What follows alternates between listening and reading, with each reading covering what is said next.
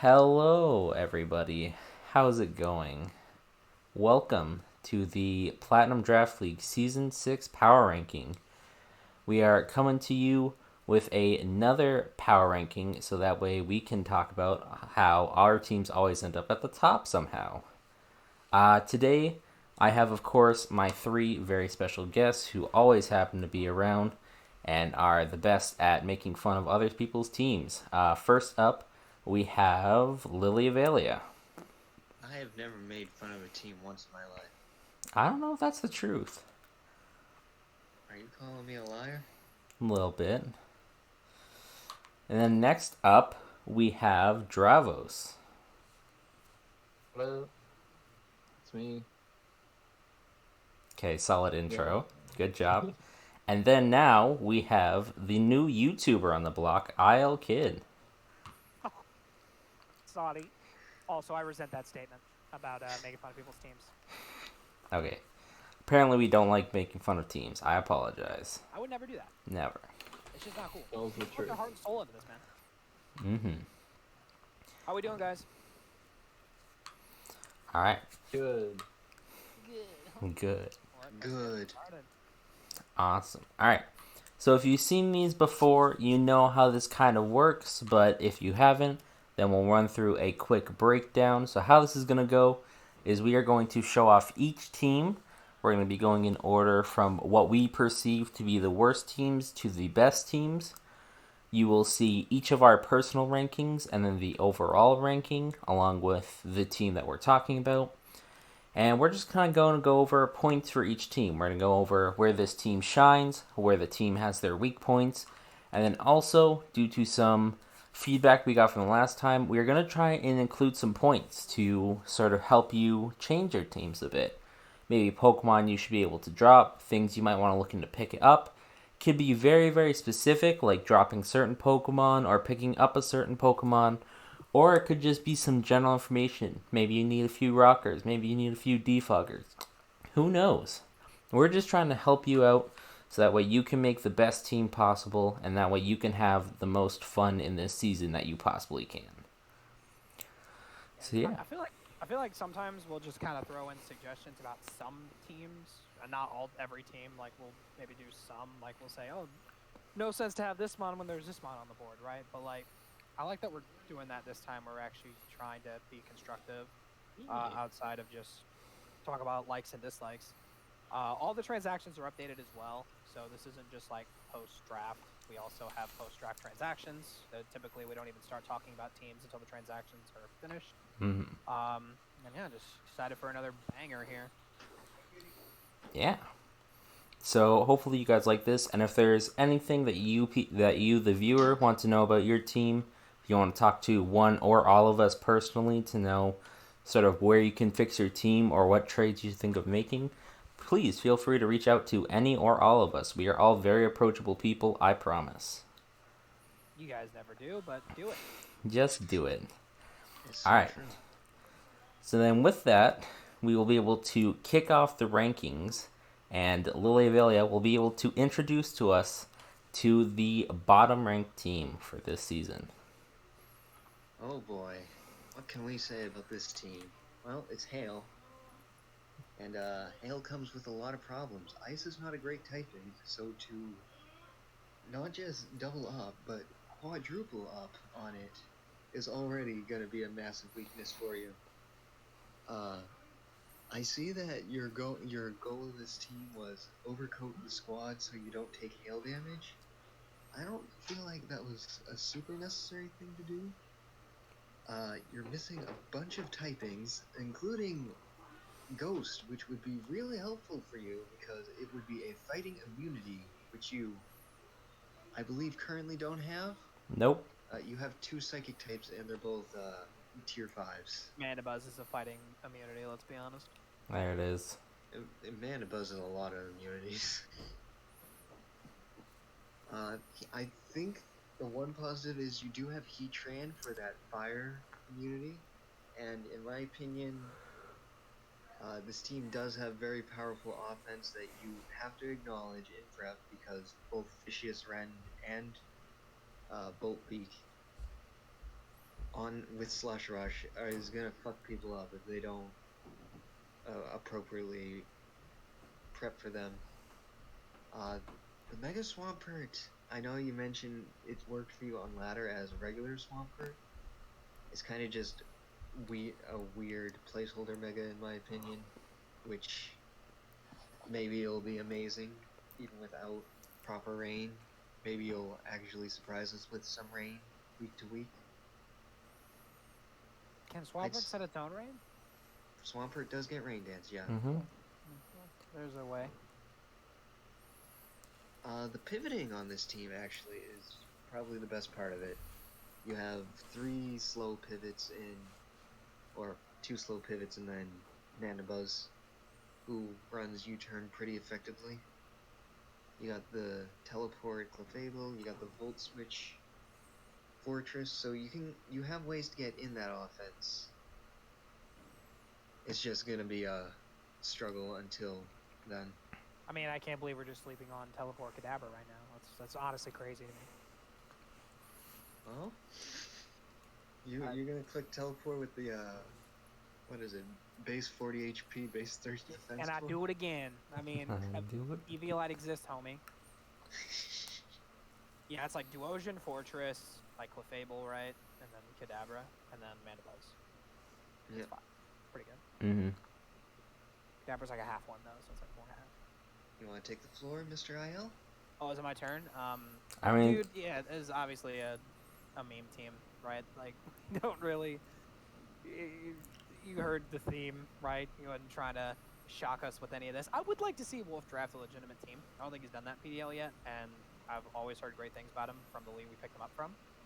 But I would like to see him draft a good team one season, but that's not this season. We're gonna bring our a little bit of controversy. Like you bring your ground types against for Bolt Beak, but and then you're just gonna hit with an ice or a water move, from the Arctozolt and Arctivish. So fun little prep moments there. Like I'm sure this team's a lot of fun to try to put together a game plan for, one-dimensional albeit, but imagine drafting 2 ice types that aren't weak to Bullet Punch. Though it's kind of impressive, if you ask me. that is kind of impressive. You right? So I mean, yeah, not much to say here that Lily didn't cover. It's a meme team. It's a meme team. What do you expect? But yeah. So yeah, he drafts another meme team. What a surprise. He probably will try to make playoffs again. I think he succeeded last season, didn't he? With his Just barely. Just barely. So he could do it again, and honestly, I'm expecting it. So, some possible changes. Obviously, we know you're trying to keep that meme team format, but if there ever were a time where you think you might want to actually try and change up the team to try and improve it, like Lil mentioned, grabbing a solid ghost type or even a solid rock type to help boost some of your more common weaknesses, like your fighting weakness and your fire weaknesses, that could be very good. Also, dropping either Duosion or Kadabra, because I don't think you're going to need 2 tier 5 psychic types. Are there any other possible changes you guys think we can add to this list? Just the insane amount of disrespect on Kadabra's name is honestly starting to make me mad at this point. I wasn't disrespecting Kadabra, I'm disrespecting Duosion. I think Sweat me one time. I don't remember who did it, but Fuzzy. alright. I didn't remember who did it, but I remember being upset. It would be Fuzzy of all people. It sure would. That cheese head can really get to you if you're not careful. Mm-hmm. Yes. So we got... meme team. I'm ready for the next one. Alright, that works. Bring a winter jacket. Well, I'm glad you're ready, because you are not going next. I almost messed up the order immediately. Prank me good there. I did. We actually have mean, Dravos I'm going by. next with team number 13. Yeah, the Quirky Quagsires. You're the highest on this team. I still don't know how to for sure pronounce the coach's name. I think it's Yerrick, like a Y sounding. Jarek, and it's probably just me. And I I'm say set in my Joe ways. Rich. I'm the worst ever. I say Joe Rich, dude. Like, I'm so bad. Yeah, Rich these nuts. this is an interesting team for sure. I'll start with positives. It's really bulky. It's going to be annoying to kill. Like Blissey, Gudra, Mew, Mega Steelix, Tangrowth. It's just pretty much every Pokemon on here is just thick. It's going to be tough to break. But I don't know. It just feels so like mishmashed together. I don't know if that's a real phrase or word, but Yeah. it is now. Slurpuff and Wheezing Galar just feels weird together, in my opinion. Like, you got two fairies that don't really do anything for each other. I mean, I guess one's offensive, one's defensive, but I don't know. It just feels weird. And then, really, your fastest Mon is Thunderous T at 101. That really limits you. I mean, I know you'll bring Floatzel like half the season, but from an on-paper point of view, you wouldn't be bringing Floatzel that often if you weren't trying to bring Floatzel. So it just feels like your team's a little bit on the slower side. I mean, even disregarding Floatzel, it drops from Manaphy and Mew down to Gudra, down to Slurpuff and Cineroar, and then it just gets into Pokemon that don't really run speed investment. So just kind of a slower team. Do you have Trick? Your only Trick Room setter is Mew, so you can't even really take advantage of that. You do have a lot of like knockoff, corrosive gas. Everything gets toxic. You have Blissey to help sustain, Generator Tangrowth, a lot of Pokemon with recovery, so it's definitely going to be a very annoying team to deal with. It seems like it's just going to be straight stall. I really hope it's not. I'm pretty sure everyone in the league hopes it's not straight stall. But it kind of feels like it's going to be that way, just because your offense isn't really outspeeding anything, so it's going to want to be bulky, which is just going to turn everything into that bulky offense. It's a weird team to take a look at, in my opinion, just because it's so bulk-based. I don't really know what else to say more about it, other than it's bulky. This is probably the match I most look forward to because I enjoy breaking that. Mm-hmm. You're like the only one. He's a dick for this. Yes. He's just I'm trying gonna to get 2 Pixies, and Yeah. like, not even like accidentally draft like a, you know, like not bulky fighting type. God damn it. The Machamp could have been anything. He's like, what is the fattest fighting type that I can get in tier 4? Yeah. Oh, I mean, he's got to work with it. That's like one of his only wall breakers. I think the other wall breakers are maybe Steelix and then Thunderous T. So, another note I have to make. I'm sorry, go ahead. I think honestly, you're gonna have trouble trying to break other people's bulk just because you don't have the breakers for it. So if someone else brings some bulk on you, you're gonna struggle against it. Well, Mew's really good at stall breaking, but I think something really funny about this team too is just because we know of this coach, like, we have to respect Floatzel's speed tier every matchup because he's gonna fucking bring it. Like, you know he is. Every time. Like, very seldomly did he not bring Floatzel last season. So, like, you actually have to respect Floatzel at base 115, but that's still not a good cap. I think that my problem is we've seen how he uses Floatzel too, though, which makes it still pretty easy to prep for. Because we know he didn't show much variety. If he more or less goes with the same plan this season, it's just gonna make it a non-threat once again. Did he bring Floatzel week 1? Yeah, I believe so. They played already? Yeah. Yeah, there's 3 matches done as of this recording. When did the third one happen? Mono, you were just watching it. Do you remember? I don't think I saw it was. Floatzel. Dog, I'm investigating. All right, please investigate. But yeah. Even so, if we know he's the type to bring Floatzel often, so Manaphy feels like a weird fit on this team. If you're gonna grab another pure water who's also a Pixie and shares the same stats as Mew, I just want to confirm he did not. He did not. Not to mention grabbing Manaphy at its literal lowest right now. No tail glow. Not much going on for it. Yeah. It has flip turn at least. It had U-turn before. Yeah, but now it gets has voltage. stab. Now a stab. But yeah, so some possible changes you could always look into. Like we said, Manaphy kind of has a hard time fitting on this team since you already have a Pixie and Mew, and you're probably going to be using Floatzel more often. So maybe finding something else to sort of fit that slot. Possibly a Breaker, since like we said, you're missing those. Or it could be a Pokemon of a type you're missing, because you're missing quite a few very common types. You only have 14 out of 18, so you're missing some decent types here. I think Ghost is the big one he's missing. Yeah, Ghost is Probably a big Ghost, one. yeah. Ice Rock Bug. Yeah. Yeah, People Ghost is sleeping the on only one Ghost. I would say that you should go after. You could drop Manaphy for Secondarily Ghost. would be like, I wouldn't hate Ice. Secondarily. But Yeah. Yeah, it's Ice definitely wouldn't be one. bad. Yeah, just some things Ice would to be a sort of good think breaker, on. to be honest. Ice could be a good breaker, true. Nah, he would accidentally draft Avalugg. Accidentally. Even though it's already on someone's team.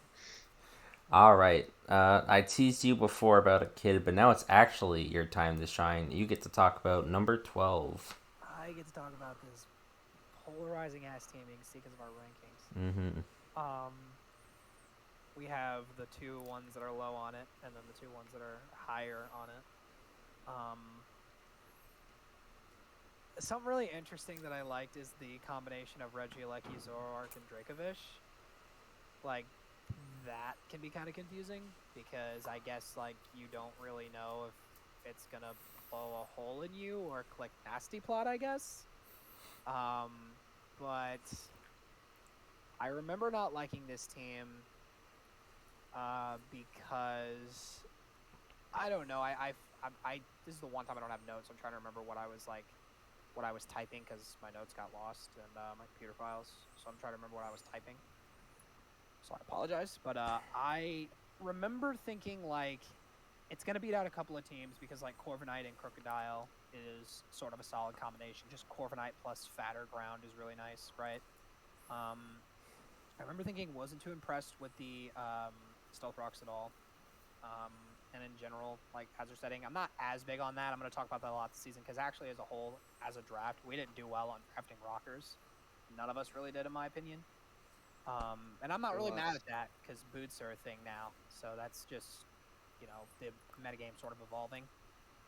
And honestly, like as polarizing as it is, I feel like it's in some way pretty easy to deal with. I feel like a lot of people are going to actually run Protect against him to find out like what the mons are clicking.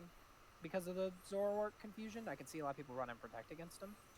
And the team doesn't really have much of a defensive backbone whatsoever, outside of like Corviknight and Crook. And the offense is somehow comprised of all these low-tier threats that you're not really terribly scared of, like Kangaskhan, Mismagius. Zoroark's like mid-tier. Salazzle's okay, but I feel like it's better at just toxic stalling. Because at 111 at special attack is definitely nothing bad, but its coverage is really limited, right? So I feel like it's a really awkward team. I had a hard time ranking it, but it's as low as it is just because I feel like it doesn't cover its bases defensively. And I feel like it kind of generates really one-dimensional playstyles, right? Like Regieleki has one set, Dracovish has one set. Corviknight kind of has one or two sets. Crocodile's a little versatile, and Kangaskhan's pretty good too. Kangaskhan hasn't had a lot of success in this league in general, though. So just like in a core's perspective, offensively, it's pretty solid. It's just comprised of a little too much low tier, in my opinion. And the stuff that is really good that you pay top dollar for have one set. So that's kind of why I feel like it's kind of the epitome of easy to deal with. That's about it, honestly. Yeah, I remember my main issue with the team being just I don't know what the team's trying to do. Like Dracovish is so one set, like and it doesn't really feel like it's the best Dracovish team. I mean, like the Zoroark, Crocodile are good support for like Regieleki, as well as Corviknight, but like doesn't really feel like Regieleki is the mon that's built around. I just don't really know what the team's trying to do, and I don't mean that in like a, oh, this team's unpredictable way. It's just like It has no I just identity. don't know what it's doing. Yeah, no identity to it. All the top end threats are special attackers too. There's Dracovish, but most of them, yeah. Mm-hmm. I you could was bring it referring special. like speed wise. Like faster Oh. threats. Mm-hmm. Fair point. Fair point. The pivoting also could use some work on this squad. Like Corviknight, it is basically the only thing Regieleki, Corviknight. to get in the offense. I feel like I'm stuff got baton pass, no? Like Kangaskhan? Mr. Rhyme gets baton. There you go. Hey, Galate gets teleport. And then I remember being really disappointed that Lurantis doesn't get U-turn. Nope.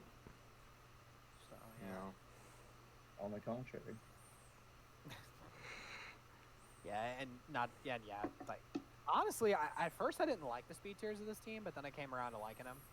Because, like, not counting Regieleki, like, it's a really solid ladder from Salazzle to Zoroark, and kind of Kangaskhan doubling up, or, excuse me, Miss Magius doubling up there. Then 100, 92, 80, 75, 70. It's a gradual, you know, lowering, and I like that. Yeah. So, good speed tiers for sure, but, it's... Very good speed. It honestly is probably the team with the most potential to be higher up there, in my opinion, with just a few slight tweaks. Sort of diversifying the offense a little bit would be nice. Doing some stuff here. And kind of, if you're gonna like commit to a team with like Regieleki and Dracovish, you know, don't just draft. What am I trying to say? Like, try to draft around that premises. Like, okay. Report it more. Yeah, thank you. Like, that's what I'm trying to say. I gotta kind of jumble up here, but yeah, like, try to draft things that help that goal, that help Regieleki do better. Draft multiple things outside of just Dracovish. Like, I think they have a pretty well. Mr. Rhyme's okay. Maybe a better like ice type, for example. You don't have to necessarily do that. Also works with like water, but and then for Dracovish, like, for the most part, it doesn't do well against fat enough water types that can take Draco or fish's friends. I know that that's few and far between, but maybe also draft like hazards for it, like, or more pivoting for it than a bunch of baton passers and an alright U-turn, you know, and Corviknight. So, just in general, would be a lot nicer to, because some of these teams, they draft these cores and then they kind of lose their way during the draft and they just kind of create multiple identities for themselves, and it overall makes it pretty easy because this is a game of Pokemon. You're going against 6 mons per week that you have to eliminate. No one mon is built to knock out every mon, right? They all need help. So that's mainly why I didn't like this team. Okay. Sounds like a pretty good overall explanation. Alright, so then I guess I will take over, and we will go into the next team, which is Shane, who we almost had agreeably at with 5 pointers, but Kid just has to be different. Make fun of Lily for being different about Wolf there, and then now you're being different about Shane. IL's just built different. He's just built different. But yeah, Shane's team, obviously, as you can see, we ranked it sort of universally near the bottom, so that's probably why it's here. The main thing with this team, as you can see, this looks like it wants to try and be a Sun team. You have Torkoal here to put up Sun. You have Pokemon like Mega Houndoom and Victreebel who like to benefit off that Sun. But then afterwards, it just kind of disappears with that Sun support. There's not much else on this team that benefits from the Sun other than those 3. And in fact, the rest of the team almost struggles because you have this Sun there. So it's kind of a double-edged sword of making your team weaker to the fire in order to make your own fire stronger. So a bit of an interesting thing there. You do have Rillaboom here, which is nice, having that earthquake damage reduction for Pokemon like your Fire types, your Terrakion, and your Magnezone will always be good. You have Landorus, who's going to be interesting since it's going to be forced into Sand Force, so it's going to essentially have no ability for pretty much all the weeks. Ooh, Sand Team 2. Sand Team 2, correct. And you have a lot of sort of that low tier sort of bulk. You obviously have Kofagrigus and Avalugg, who are both very physically bulky Pokemon who are in those low tiers. You do have Pokemon like Primarina and Magnezone who can put out a lot of power, but like we said, in the sun, both those Pokemon kind of struggle. Prim because it loses its powerful water moves, Magnezone because it takes a lot more from fire. You do have Smeargle here. Smeargle can kind of support with various hazards or various statuses. Smeargle looks like it's going to be sort of your main utility. You obviously have a lot of spinning and you have some decent rock setting, but all of your rock setting either comes from either some of your higher tier power, which you want to run offense on, or Torkoal. So I think that Smeargle just might be sort of, I don't really know how to put it, but I think it's going to be put on the team more than you'd like, and it's going to end up hurting the rest of your team because of it. Because granted, Smeargle does do good. It sets up those hazards nicely. It sets up statuses nicely, but it really just kind of comes in and dies, unfortunately. Smeargle doesn't really have the sets to kind of prosper like you might want it to, because its stats are pretty much overall low except for a mediocre speed stat. How dare you? Am I wrong? Dude, Smeargle's a god. How dare you? Have you Okay. seen all the utility it has? It does have all the utility. It gets Octozuka, bro. It does get Octazooka, yeah, that's true. So yeah, I think the main thing with this team is either to lean more into the sun and find Pokemon that sort of benefit from the sun more, or to pull away from the sun and then add something different to this team that the team might like better. Yo, could we find a team weaker to the move Scald in this whole draft? I don't think Let's so. begin. It's kind of impressive. Like, Resist don't want to be burned. So many weaknesses. It's just Primarina. It is crazy. And yeah, I mean, I would say that this team, if it does anything the best in this league, it's speed control, right? It's like speed control the team, doubling Victory Bell speed, Dragon Dancing and Agilitying with Taxorus and Landorus. Tracheon gets Rock Polish, Smeargle gets Webs right. Like a lot of things, a lot of ways to control turn order in here. And when you have a team like that, I like better pivoting than this team offers. There are a few good ones to in its respect though. I have such a hard time running U-turn on regular Landorus.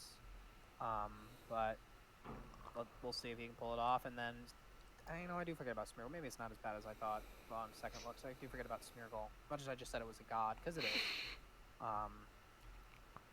But yeah, so good pivoting is a good thing for setup, but it's not just water either. I feel like it has a lot of similar weaknesses, like that isn't too well resisted, like double grass with ground flying and dragon, pretty ice weak, right? And yeah, we have some resist, but the resists aren't necessarily sustainable because Magnezone is a defensive mon because it has good defenses, right? But still a lower HP, still not necessarily designed to be a defensive threat. There are weeks that you can do it, but it's not very optimal. And Primarina is designed to be a more bulky attacker. But it is still ridiculously fat with 1/16 speed F, 80 HP. It's definitely more specially bulky than Magnezone, right? And I'm speaking specially because most ice types are clicking with Ice Beam. There are some Icicle Crashers and Triple Axles out there, though. But yeah, I just remember not being the biggest fan of this team because anytime that you have a theme team, it's just not going to get power ranked as well without the speed boost. The fastest mod is a Mega at 115, so the fastest Garfield speed tier is 108. That's not good. I don't know how Terrakion and Landorus support each other. I feel like they hit the same stuff and have almost the same weaknesses. And then with terrain, Landorus kind of becomes a grass weakness. I know it's neutral, but because power's boosted right, it's kind of a grass weakness, and it can't get the extra recovery turns. It is like you want to draft a special attacking ground type like a Nidoking or Landorus in a Rillaboom team like this. And then, just like I was talking about with the other team, the Sun Core is nice to support Rillaboom, but, you know, I would say that's about it. That's about all the help Rillaboom's getting. It's certainly not getting help with Bird Spam, because, again, it really is just Mag Zone, which I feel gets chipped really easily, especially when it comes to firing off Hurricanes or getting Brave Bird chip and then switching. I understand it's quad resisted, but these turns add up. Games can go on for multiple turns, and when you just have Mag Zone to stop that, it's kind of a problem, right? So that's my take, I guess. Just very like polarizing. Again, one of those teams, just a few moves, like Mono said, could be one of the top teams as well. There's so many teams like that, in my opinion. We were very close in this strat. This is one of the hardest PRs I had to do, because I feel a lot of these teams are so close. I don't think there's that big of a gap between, like, say, 11 and, like, 7, like, on my rankings. So, yeah, with just, like, a few moves, this team can be pretty good, but I'm just not all that happy with it right now. Does someone tell me what Avalugg and Torkoal do for each other? Not a goddamn thing. Not a thing. They're basically the same mon. I don't know why they're both here. Yo, one resists fire. There's your answer. There you go. They seem like they would be friends. Best friends. Who's got a point? Yeah. And then Magnezone's main job is typically magnet pulling, but this team doesn't really need to trap any steel types. It's got sun boosted moves, it's got Weather Ball, it's got Landorus, it's got Terrakion. And wasn't Magnezone taken in the 3rd round by him? Magnezone was a very early pick. It's got best friends. Like, he went out and got Magnezone. Also, shout out for being the guy to destroy all of Dravos' plans. Literally all of them. The Primarina. Say Shadow, this guy's Shane. Yes. I said shout out. Oh, I thought you said Shadow. I think you called Shane Shadow. I'm like, well, that's rude. No, that's a different league. That is a different league. That's why that was double rude, but my bad. Live editing here, don't mind us. Take a screenshot of this, guys, whenever we talk about your team. If they want, I can send it to all of them. That was originally the plan, but if we only have, like, Cliff Notes, then, yeah, just screenshot it. That works. Who's Cliff? It's kind of hard to do. It's kind of hard to do more than just Cliff Notes with 3 transactions. Yeah. I mean, we have more than 3 now, don't we? We have 6. Most people use them. Oh, that's true. A lot of people use theirs. I thought we don't keep the transactions. Yeah, we have 6 for the season. And then right, but 3 like additional for Grace. Well, it's obviously past the. Oh, we have 6 for the whole season. So yes. We have 9 transactions total. We have 9s. Pretty you much. could change you could change like I mean, 3/4 of your team. Yes. That's kind of wild. You can change your whole team though. Yeah. Okay. Literally, like, out of a 12-man roster, you only have to keep 3 of them. Like, if it's after the draft and you got to make changes, it's crazy to me. Yeah. That was how Drav tried to fix his draft. It's a long season. We want to make sure everyone's happy. We like to mix things up. You count trades as transactions too, or trades? No, trades are free. All free. Okay, yeah, you guys really do like to. Okay. We like crazy things around here. Yeah. We are. Speaking of crazy things. Gliscor in tier 1. We will talk about that later. Speaking of crazy things, Lily, it is your turn to go in with team number 10. Oh boy. So what do we got here? The first thing I noticed about this team is it's very top heavy in special attackers. You have Darkrai, you have Latios, you have Nidoqueen, and then for physical attack, it's basically Aegislash, Arcanine, and then it kind of drops off to the bottom tiers. You always skip over Mega Latios. Mega Latios is a mixed attacker, yeah. it gets D-Dance. But usually you want to use that base 160 special attack in my opinion, or you're bringing it mixed. Spiritom's kind of redundant on this squad. You have a ghost already, you have the dark type already. I don't know, your screen is a black bar. Has it gone away? Can you not see it? Yep. Oh god. Yeah. Defensively, it's not the greatest either. You're basically relying on Arcanine, Chestnut, and All Creamy most games. You have Needle Queen, who's a tank. You have Rotom, who's a tank. But after that, it's literally those three. And sometimes Arcanine wants to do things other than be that defensive wall, be that defensive pivot. Kabutops is a interesting low tier. It is a physical water, which I think complements Rotom well. You do have Spike Spam with Chestnut, which is always good.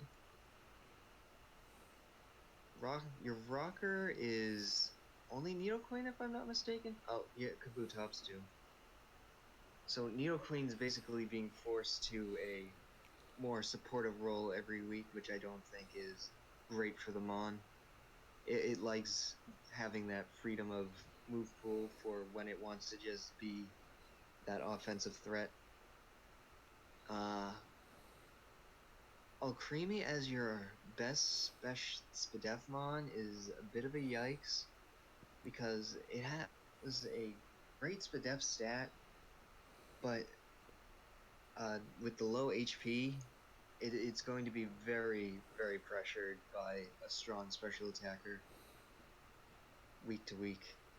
Not to mention, the move pool isn't the greatest for actually taking on, since it doesn't even get toxic to threaten things with status. Basically, this is going to be special offense the team featuring Aegislash, in my opinion.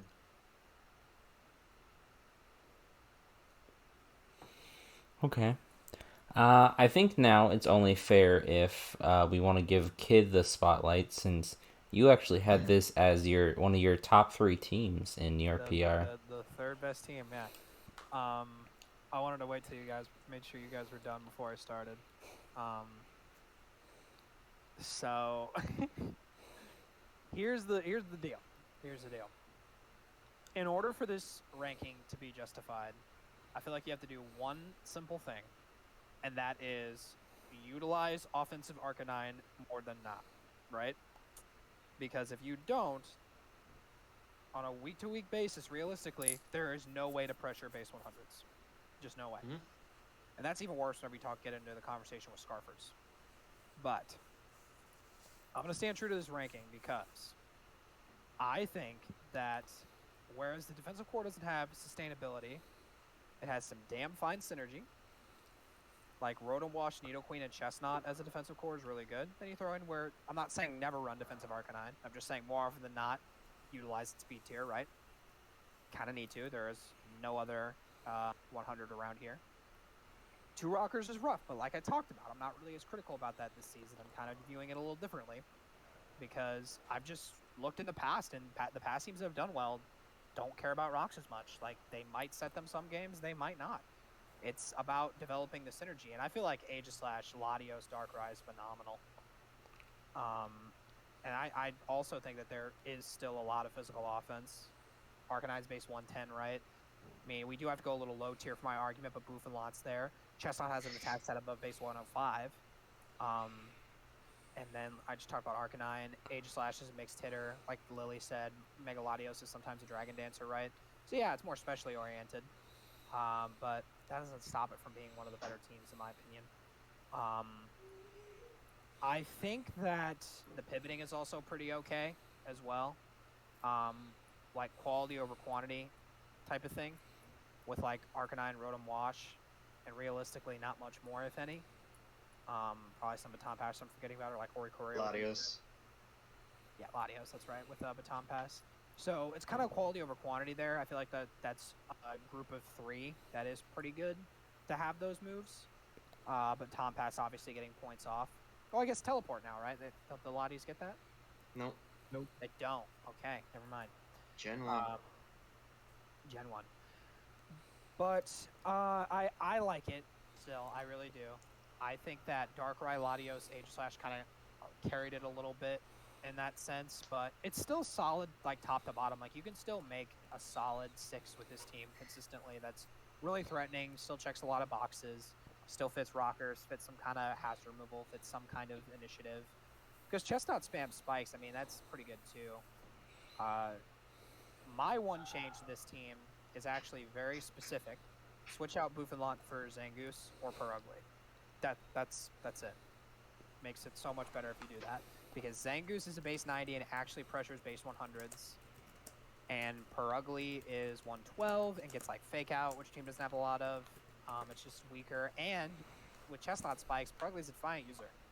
So you set up the spikes with Chestnut, come into Perugly on that defog. No one's going to expect that. Double your attack, go in, right? Like that's the move. So that also gives you another Pokemon that can pivot as well. This is true. But I still like the team. Like I said, I still think it's better. I think that it takes. I think it's like a higher skill floor team. I feel like you need to be kind of better at the game. And I had to take Trexo's skill out of this because I know he's pretty good. He's been doing this for a while, but I had to take his skill out of it and just rate it by itself. I might have rated it a little higher if I could base it off of coach and team, but we can't do that, right? So it's kind of hard to use, but I think it's going to perform pretty well this season, just as a whole. I feel like it's going to be kind of hard to prep for. So that's my take. You keep saying Arcanine needs to run speed, but Oricorio's right there with base 93. That's right. I'm sleeping on Oricorio, I guess. That base 98 Hurricane, bro. I gotta look out. I agree with a lot of what you said, Brendan. I mean, like the pivoting, I mean, it is 2 amazing pivotters, Rotom, and Arcanine. It's just, it really feels like they're going to be pivoting every single week. They're going to be defensive every single week. Mm-hmm. And with I'd a like lack to be of proven wrong on it for sure, but that was one of the big reasons why I had it ranked what I did. It just Kabu also gets flip turned. yeah. Oh yeah. Well, I mean, Oricorio and Kabutops both get pivot moves, but like I don't really count them. Oricorio Not fits because they're pretty bad, easily but too. I don't know. I just don't see them coming around on a weekly basis.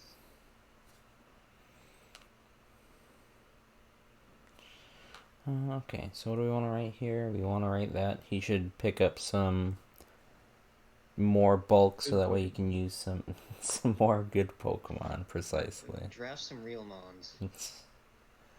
Drop that ugly ass Chestnut. We don't want that in this league. Hey, You're always that hating almost on won you a Chestnut. Title. kind of my it's last ugly. thing I'll say is on the pivoting thing, and then I'm done. That could be kind of a problem with the lack of quote unquote reliable recovery. But yeah, I still think it's gonna be fine. Prove me right, Drexo. Prove him I'm right. believing you. Prove that you're Prove him wrong. top 3. Pick up one of these normals though, bro. Like Buffalot's useless. Stop it. You got the special. This is Isle Kid guaranteed. Zangoose If you- literally hits. Zangoose is so great. Zangoose literally hits harder than Buffalot. It's faster. It's almost better in every way. It's just not as bulky. Buffalot's not bulky. So just Both of them sort of commit look there. better than Chestnut. That's for sure.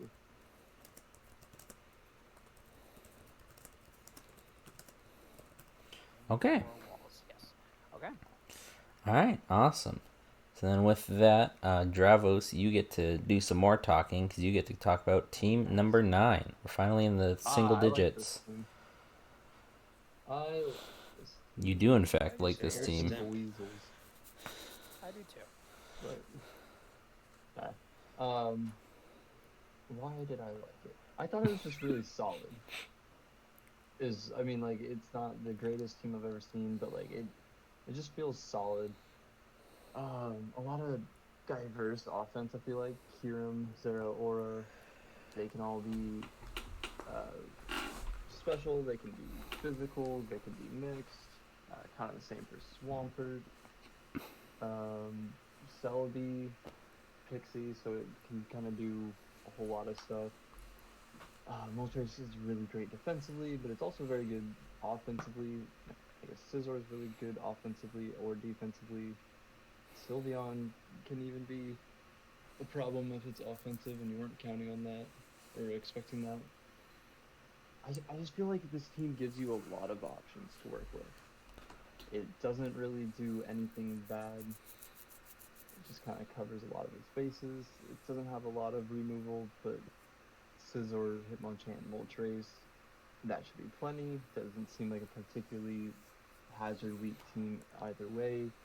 A lot of Pokemon are going to be running boots whether you're bringing removal or not. It has 4 Rockers, Cursula, Swampert, Celebi, Lycanroc, Midday. I feel like you'll be able to fit 1 on each week. The hazards kind of stop there, which is not the best. But, I mean, with like Kyurem, you're going to want to be removing hazards anyways. So, I don't know. If the team's not really meant to put up hazards, then I'm not going to knock it too hard for it. Just like Brandon's been saying, hazards are nowhere near as important as they needed to be in the past. I feel like there's good pivoting on it. You know, Zeraora with Volt Switch, Celebi U-turn, Moltres U-turn, Scizor. So you have like offensive and defensive pivots, which is always good to see. Just makes it a little bit more reliable to get your walls in, your offense in.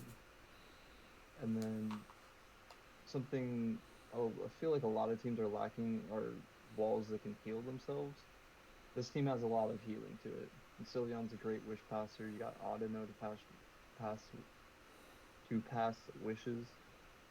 Moltres, I guess Scizor. Yeah, it's just I just feel like it's really nailing all the boxes pretty well. I think one place that could really pick it apart is kind of a gap between like Zeraora and Lycanroc, and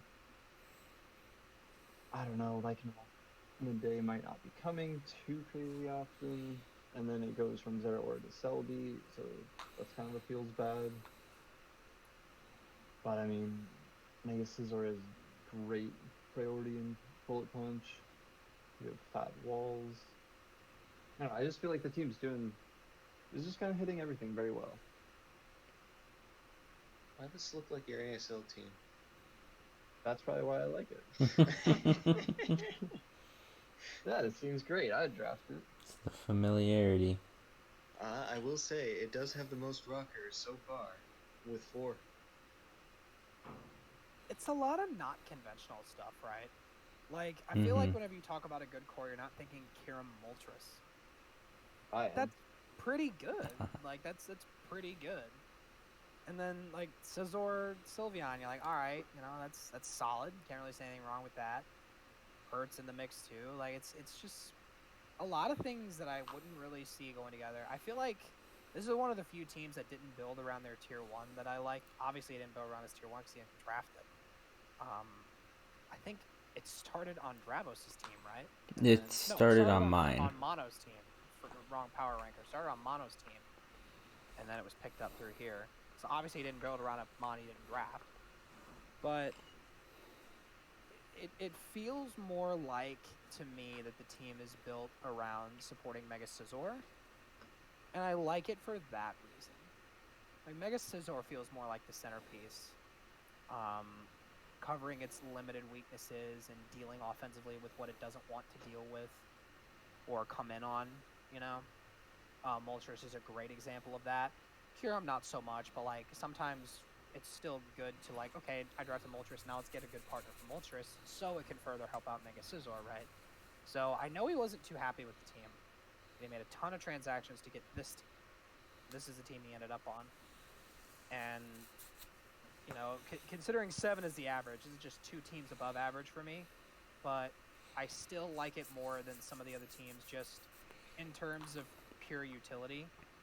It's super big speed gap, right? Like it's a super big speed gap, and it might have been a higher team if it hadn't been. I got like a little bit higher of a team, like maybe kind of closer to that top 5 discussion. But I just feel like faster mods going to kind of have their way since Midday's not coming a lot, like Dravo said. Mm-hmm. So yeah, just a bit of above average team for me. But I still do like it with all the trades. I think you did a good enough job with the tools you had. Obviously, we have 2 4s over here, so we'll let them make their case. But yeah, it's pretty good. Why do you guys hate this person? It's not that we Eminem is taking hate this as a them. personal attack, whatever you say at this point. Eminem's taking this as a personal attack. As he should. Look, Eminem, I think they drafted a pretty good team. It's just that there are some areas that you guys have talked about that maybe me and Lil just kind of prioritize a bit more than you. So our weak points that we see, while they may be the same, they might just be a bit bigger to us. Like, for example, for me, when we look at the lack of hazard removal on this team, that makes me see that either Moltres is going to be forced into hazard removal a lot, or you're going to have to try and find a spot on Mega Scizor, or you're going to have to force in the Hitmonchan. And all those options, while they can be useful, they don't always seem like great options, especially if you're trying to force a defog on a Mega Scizor. Obviously, the team doesn't have too many rock weaknesses, but some of the ones it does have are some big ones. Moltres is a big problem with rocks, and Kyurem, big problem with rocks. You can run boots on those, but you don't want to always have to run boots. You want to run fun things. You want to run Life Orb. You want to run Specs. You want to run lefties so you can do subsets. So it's just things like that. Also, as we said, lack of hazards other than rocks. While it is not as big a deal anymore, I still think that the chip is nice for certain Pokemon on this team, like Pokemon like Mega Scizor like that chip, so that way they can just click Bullet Punch and win. Pokemon like Sylveon might like some chips, so that way it can get Pokemon down when it's running some more bulk. So it's just those little things, I think. Also, personally, I think that Sylveon Mega Audino, a bit of a weird fit on the same team. It definitely can work, but I think if you're trying to see both of those as mainly clerics, I don't think those are often going to mesh together very well. I guess it does let Sylveon occasionally be offensive, so while Audino fills that cleric role. That's true, I guess. I can think you also have that see it backwards. as a bit of a value pick. Yeah, Audino's the aggressive one, the offensive one. Mm-hmm. Banded I- Audino. Dude, crazy. I can also see just it being such a good value pick because it's probably, I would say, one of the best, if not the best, tier 5. Honestly, Maybe like, going off that. even if it was drafted just to make sure no one else gets it, I don't know. Tier 5 can be such a niche tiering. It's a very I weird wouldn't even be tiering. upset if that was the whole reason Audino was drafted, just so others didn't get it. There are some gems, though. We will talk about those gems later when we get to my team. But... I guess- get to your team specifically. Yeah, I guess my biggest fit would be draft more things that are pick up. Well, you can't. So maybe we shouldn't do this section because didn't he use every possible transaction? Nah, they or- got 2 more. They got more? two Okay. more. If you get a faster Brandon, mod, right? You're not keeping up here. We just I'm not. really said you could just change up your whole team like 8 times. So I it's know, but fine. like I thought he used all 8 is what I'm trying to say, because, or he or she, I don't know, but I thought, because I don't know if Eminem, but Yeah. other than the fact that Eminem's a great rapper or whatever, but I thought that they had used literally all 8 or 9, but I guess they still have 2. So get something faster, pair it with Lycanroc, just make teams respect your speed tiers a little more. I would say that's the biggest thing for me. And then, maybe try to fit one more way of hazard removal. I still think 3 is fine, but I can see why we worry about Hitmonchan, because it's a tier 5 rapid spinner, right? It's tier 4. Oh, it's tier 4. I'm sorry, it's tier 4 rapid spinner. Yeah. Respect Yeah. the Chan. I invented the best set for Hitmonchan. So And I used it many times. I'd actually argue, don't go for another remover. Go for more hazard setting, like spikes or 2 spikes. Oh, I like that too. I think I like that more. Yeah. I'll just put. Because as much as I'm kind of hating on Raj, you still want to give them a Yeah. reason to run the boots, right? I'll just Yeah. put You want to control. make They them can run decide boost. what to do. Like, there's a team we're going to want talk them about that to has. waste a slot with There- defog. There's a team we're going to talk about that has one rocker. So, yeah, that's good stuff.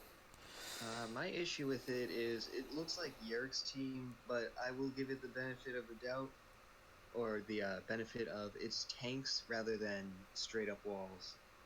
Yeah. That's So true. there is offense here, but it's more in the form of high HP stats or mons that just take abuse. Offensive stall, if you will. Mhm. Another term I invented. All right. Well, that seems good. We're finally reaching the middle of the road, and what better place to reach the middle of the road than with our number 8 team? Kid, would you like to take it away? Oh, I thought you were making jokes about it. Okay. So, Arathorn, reigning defending champion of the Platinum Draft League, falls at number 8 for us. I would say that he creates the most discussion for these videos. Mm-hmm. He definitely has the most questions at everybody, and I do feel like he's gonna have more questions. 8's not bad by any means at all, but It's middle of the road. yeah, it's He's going to almost- cry. It's just below that average mark is 7. But as I said as well before I even get started, these teams are ridiculously close. I can be talked into the Blues being higher than this. I can be talked into, like, obviously Trexo is higher than this in my opinion. I can be talked into a lot of different things, but for me, this was my middle road team at 7. This is to me the middle team, and I'll stop droning on and talk about why. Please do.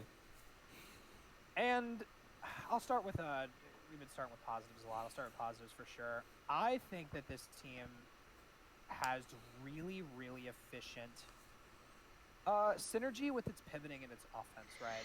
Like, for what offensive hitters it does have, it is nice in terms of, like, being able to get around okay, enough rockers, right? Like, enough, and pretty decent ways to set up in a couple of choice mons. Setup is actually sort of a weakness here. I mean, Mega Dancy sweeps teams with Florgus easy, no problem. And Watch there's out, like Bass. there's like Scrafty, right? But like it's not a ton of setup. But I think that the value in it is more of big offensive stats, hitting really hard. And I would say that's kind of what it is. It's more of a offensive draft. I think Arathorn said that himself. That's what he was going for. It's more of an offensive draft. And when I look at it, I do kind of find problems with the offensive cores as well, because we've been making jokes about this whole time. What offensively does Darmanitan and Mamoswine do for each other? I can vouch for that because I drafted this core last season and I hated using it. They do nothing for each other. It's not a great balance, right? I mean, Darmanitan's punishing ice types. I don't know. Mamoswine's killing fire types, right? Like, there's not a ton of those typings that are that boast defensive mods. And you want to say, well, I am pretty offensive, but like I kind of feel the same way about Mega Dancy and Tornadus. Whereas Tornadus to me is a really versatile like chess piece, but it felt like it was like you're trying to build around it, and I just don't think Mega Dancy is the correct fit, because a lot of times, in an ideal sense, Tornadus really wants to be spamming like Hurricane, which I was talking about this before the video as well. I'm sort of conflicted because obviously these things get coverage for steel types. When you're talking in terms of like trying to utilize your stab in the best possible way, is it better to pair Tornadus with like mons like Darmanitan and Mamoswine versus like a Mega Dancy? So I was kind of thinking about that a lot. And overall, it just kind of seems sort of all over the place. I feel like it really lacks defensively as well. Like it really lacks defensively. And I like offensive-oriented teams a little more. But Araquanid Ferrothorn's not a great core, really. Dragulge is not really designed to be a wall by any means. It's more designed to be a breaker that you bring in to either revenge or get initiative, because it forces so many switches, but it doesn't really feel like I'm going to switch into this because Dragon Poison has a lot of weaknesses that are sort of common. So in terms of using it in like a defensive core, it's very limited. I view it as more of an offensive mon, right? With offensive capabilities. And I look at if we're going to talk about a lot of special attackers, wow, right? Like this has nothing but top end special attackers, and then pair that with Mammal Swine and Darmanitan, which we already said is very one-dimensional as a core, right? And defensively, like, I don't find Yuxi as well supported. It's not like that you drafted the best resist outside of like it doing well with Ferrothorn, I guess. But it's a middle road team for me for a reason. I still think that there's a lot of upside to it. And I still think this team is scary. It needs to be prepped for every week correctly, or it can really snowball with getting correct positioning with mods like Yuxi and Tornadus, utilizing that positioning with firing off, unspeakable coverage and stabs with like Mega DNC Tornadus, right? So I think it can do a lot of work, but it's sort of hard for me to rank for that reason, because it just feels a little interesting. But overall, I think it's a good team era, but I think that they're just teams that are just built a little better than it, because my first priority with team building, I talked about it on my team and my draft analysis, check it out, is synergy. And it seems like a effect where you drafted a lot of these really good mons, but I don't think they necessarily help each other out that well. Like I made my case for DNC and Tornadus. I don't see that core helping each other out that well. Darmanitan and Mammal Swine are very similar.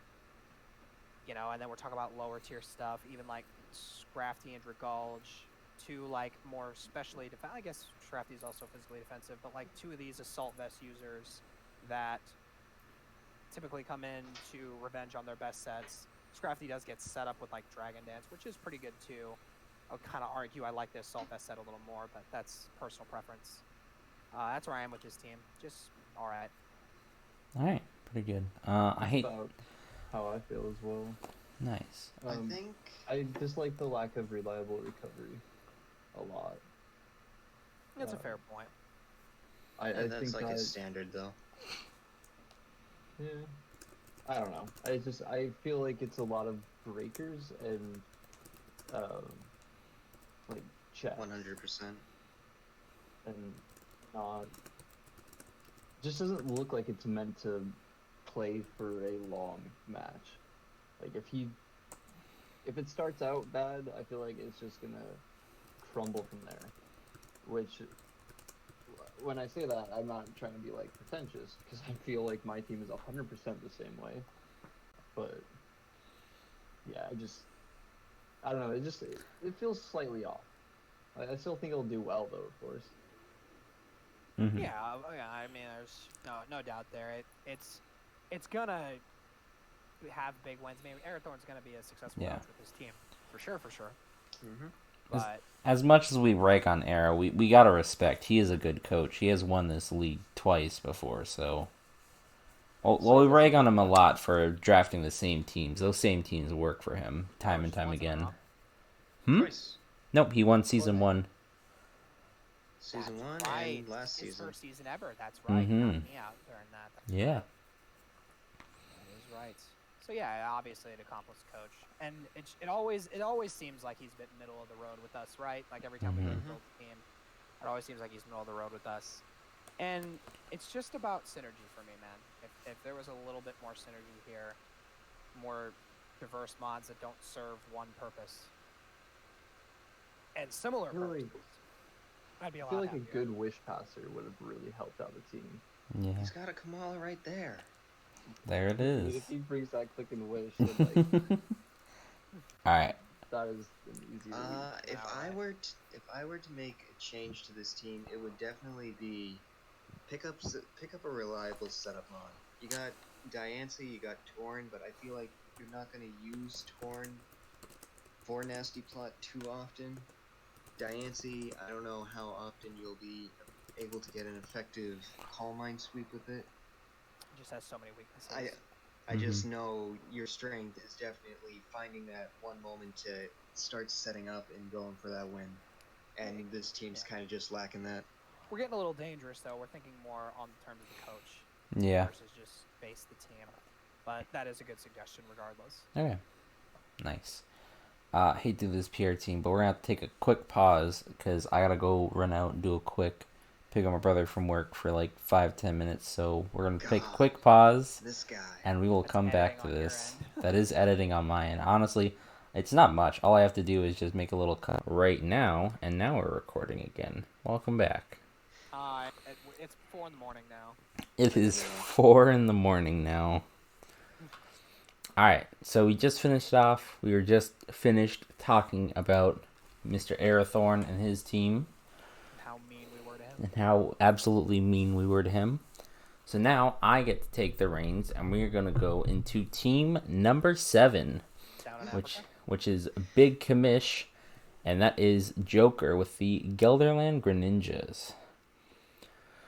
So for Joker's team, it's definitely a very nice team. We obviously have a lot of varying opinions about this. I have the highest opinion on this team, so I think it's almost fair that I sort of speak first and give my opinion and why I believe I should put it so high. So what I like about this team is this team has sort of a lot of the standards that we look for when we look at sort of these good teams. We look for decent speed tiers. This team's got pretty good speed tiers. We look for some decent hazard change. We got a lot of decent hazard change on this. We got nice setters with Pokemon like Frostlass for spike spam. You got Donphan who likes to run rocks. For removal, you have tons of removal. You got Scizor, you got Serena, Noivern can run it if they want to. You got Hitmonlee in the back to get those speed boosts, so there's a lot of good parts that make this sort of the best of the normal teams that we see here. It's got a lot of those good components, I would say. Got some great Pokemon on here. Tapu Koko, always a threat. Was top kill leader last season thanks to IL Kid here. So I think this is definitely so close. But I think this is definitely a good fit on this team. Obviously, we know you wanted to kind of play around with that terrain Mega Blastoise that we just unlocked, so hopefully you get the chance to do so. It's a bit more of a sort of situational thing, but you can definitely pull it off, whether that be through running a terrain extender just so you can use it, or just getting a useful sack or a useful switch in off of that Coco, who can switch with both Volt Switch and U-Turn. It does get both, right? It's not one of those weird ones that only gets one. Gets them both. It gets them both. Great. Speaking of, you have a lot of useful U-Turn on this team. We already mentioned Coco. You also got Noivern. You got Blastoise who can flip turn. You got Serena with U-Turn. You got Scizor with U-Turn. You got Baton Pass on your Umbreon, who can also be your Cleric for the team. So that's a very good thing to have on this team. So yeah. I just think... gets U-turn. Meloetta also gets U-turn. Meloetta does get U-turn as well. Meloetta is a fake mon. Meloetta is not a fake mon. I did not say Meloetta. That was one of the few I did not say. But yeah, this team just has a lot of good components to it, I think. I think it's built nicely. There are a few things that I think kind of hold it back. I know before I said you have 2 solid hazard setters with Frostlass and Donphan, but that's all you have on this team. And especially with Pokemon like Coco and Mega Blastoise, who love to have that extra little chip so they can come in and finish things off in the end. That kind of sucks that you don't have a lot of that chip. Otherwise, I think the team's pretty strong. I am noticing a few sort of maybe common weaknesses that are kind of a bit of a struggle for this team. Ground types can be a bit problematic, but you do have ways around that with things like Noivern and a bulky Serena. But other than that, yeah, I just think the team is very good. That's why I ranked it so highly. I just look at this team and I see one whole defensive mon, on this whole roster, and it's Umbreon. Donphan's a tank, Muck is a tank, Mega Blasto is a tank, Serena's a tank. There's no. This team's basically all offense, the way I look at it. I also see that Coco paired with an unburdened Hitmonlee, and I'm just so afraid you're going to limit Hitmonlee to only electric seed sets. That mon has so much potential when used right.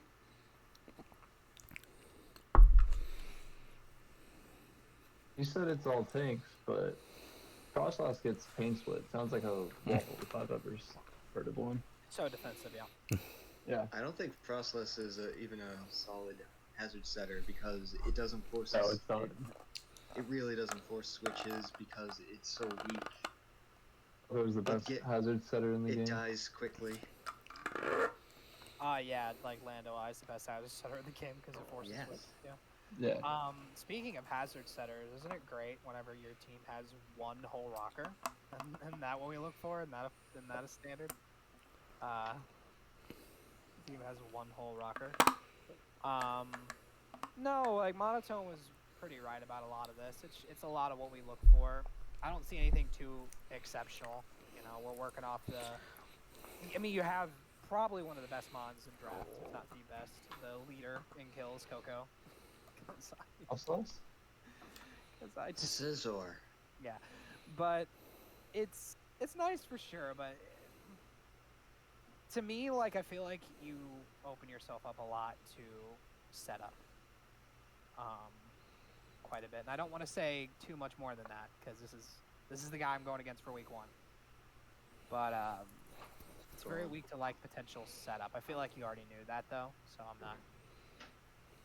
But yeah, it's pretty good. I like the team. It's one of my higher teams. I sat between this and Aerothorn for about 20 or 30 minutes trying to decide what I liked more. Now, I ultimately ended up going with Aerothorn, and it was really just the rocker thing is why. If you just diversified a little bit more, like I don't care, like one more solid rocker probably, and then maybe Lil's right, like one more more defensive mon than not. I respect bulky offense, but at the same time, I also do understand that when you have a play style like that, you can be susceptible to setup, like I said. And it's such a minute point. I feel like I never talk about this, and this isn't like a rag on your team, but I'm just saying this. When you build teams like this that have a lot of those like walls that come in, take some damage, then switch. I mean, I know Serena and Scizor heal themselves, but like your recovery mons don't have a lot of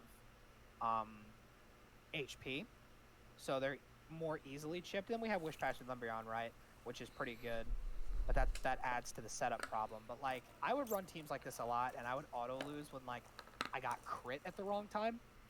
And again, I know such a minute point, but I feel like I never talk about it.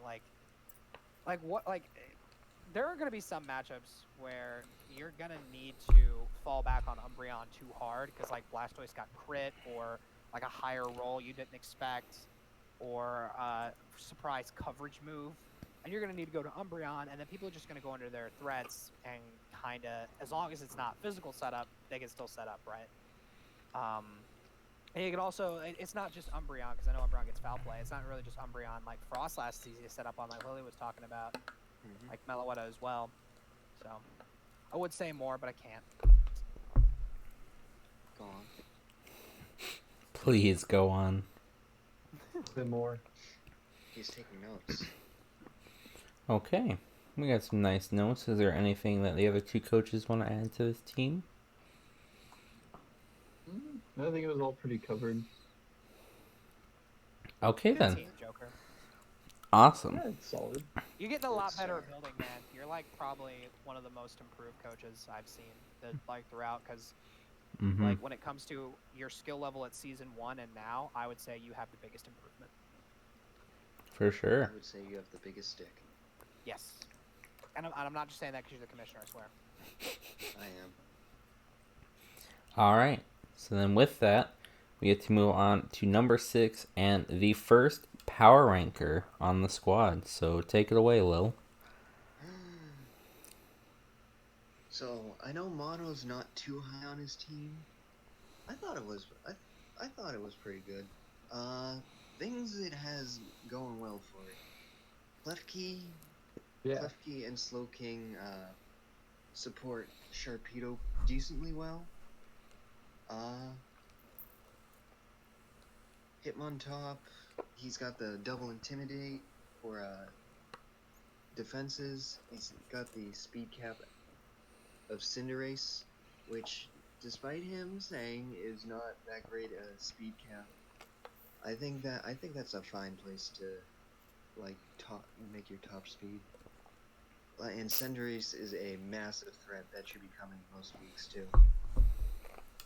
Uh, I would say this team's really lacking in the special department. Like it has these strong physical attackers, and then its best special mon is Frostmoth, and then dropping to Sharpedo and Slowking. And Slowking's probably going to be running defensive a lot on this squad. And Landorus. Who? Landorus. Oh, Banderus. It's very knockoff weak.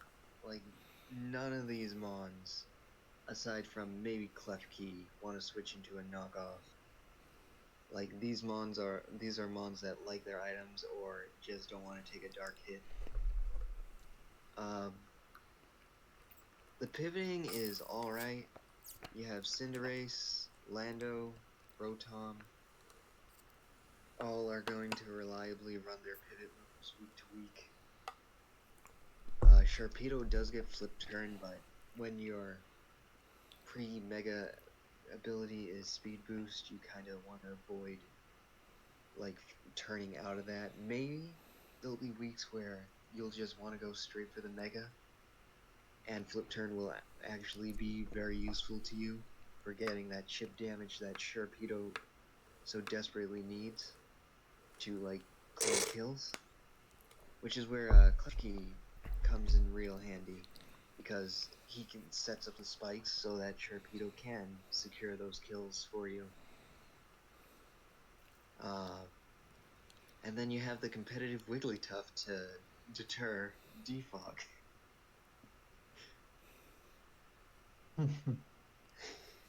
You laugh at me, but it will happen. It will happen. I did it once, I'm pretty sure. If Lily's good to go. Yeah, you can go. I think my main problem with the team is just my problem with Mega Sharpedo as a mon. Fundamentally, how it works in this format, it's extremely limited, right? Like, you're not going to get the full effect of it because of losing its speed boost, like, on the Mega. And if you play it like that, where you hang on to regular Sharpedo, you're playing a lot of the game without your Mega, and you're playing a lot of the game with a mon with an okay attack stat with no boosting item, and alright coverage moves, right? And even its stab moves are lower base power with Liquidation and Crunch. So it's not great for me because you either go for the Mega immediately and you miss out on one of the most game-breaking abilities, or you keep one of the most game-breaking abilities and this thing only has one job every week. So just as a mon in general, I don't like it.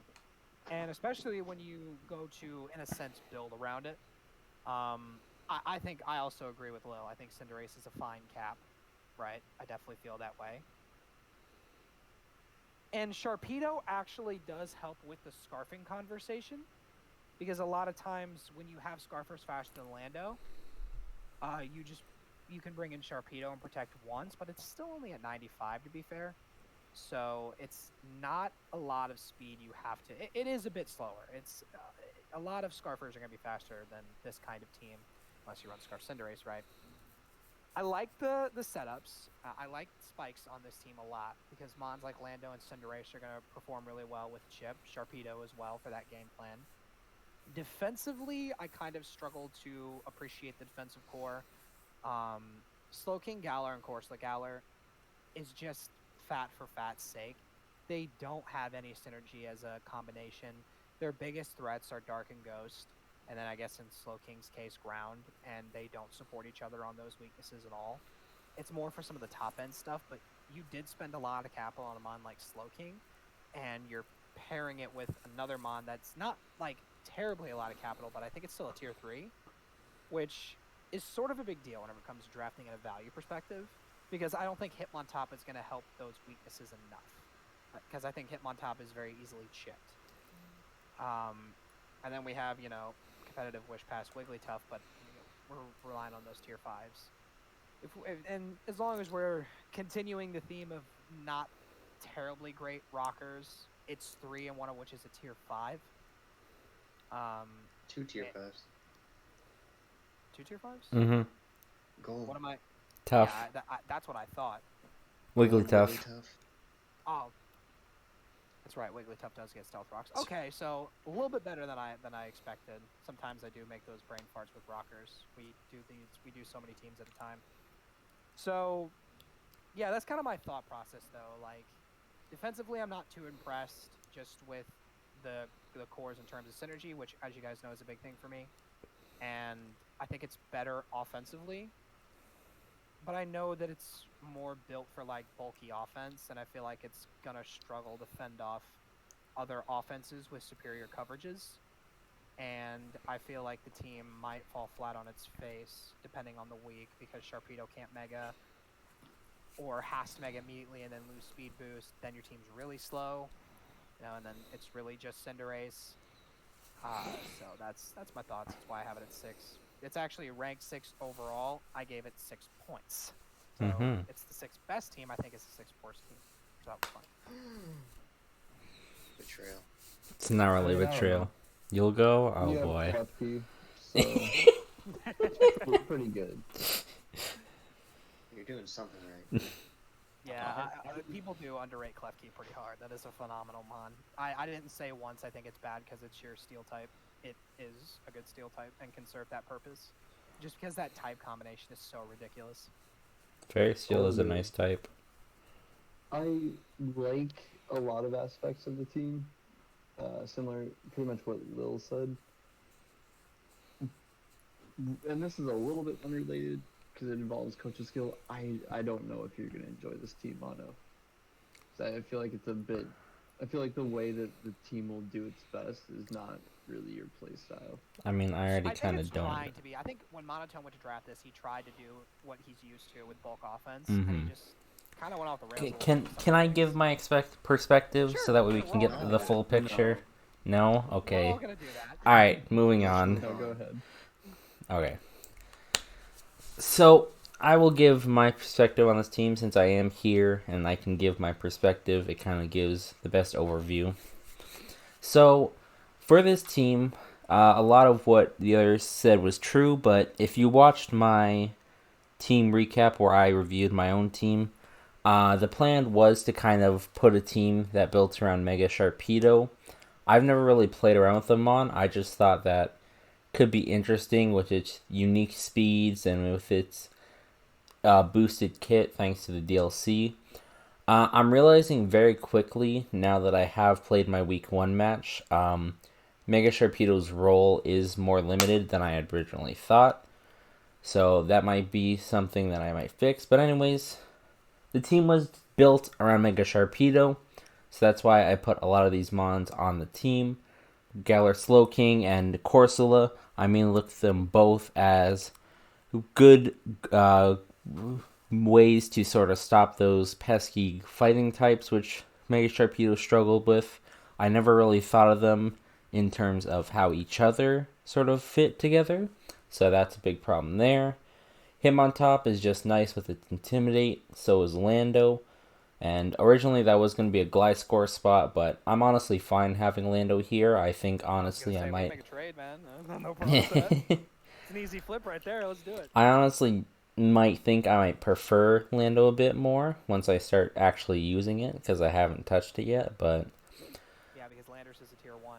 That's why you prefer it more. Lando is so fun, dude. Like, Lando is fun. Scarf sets, Yeah. bandage sets, special sets, defensive sets.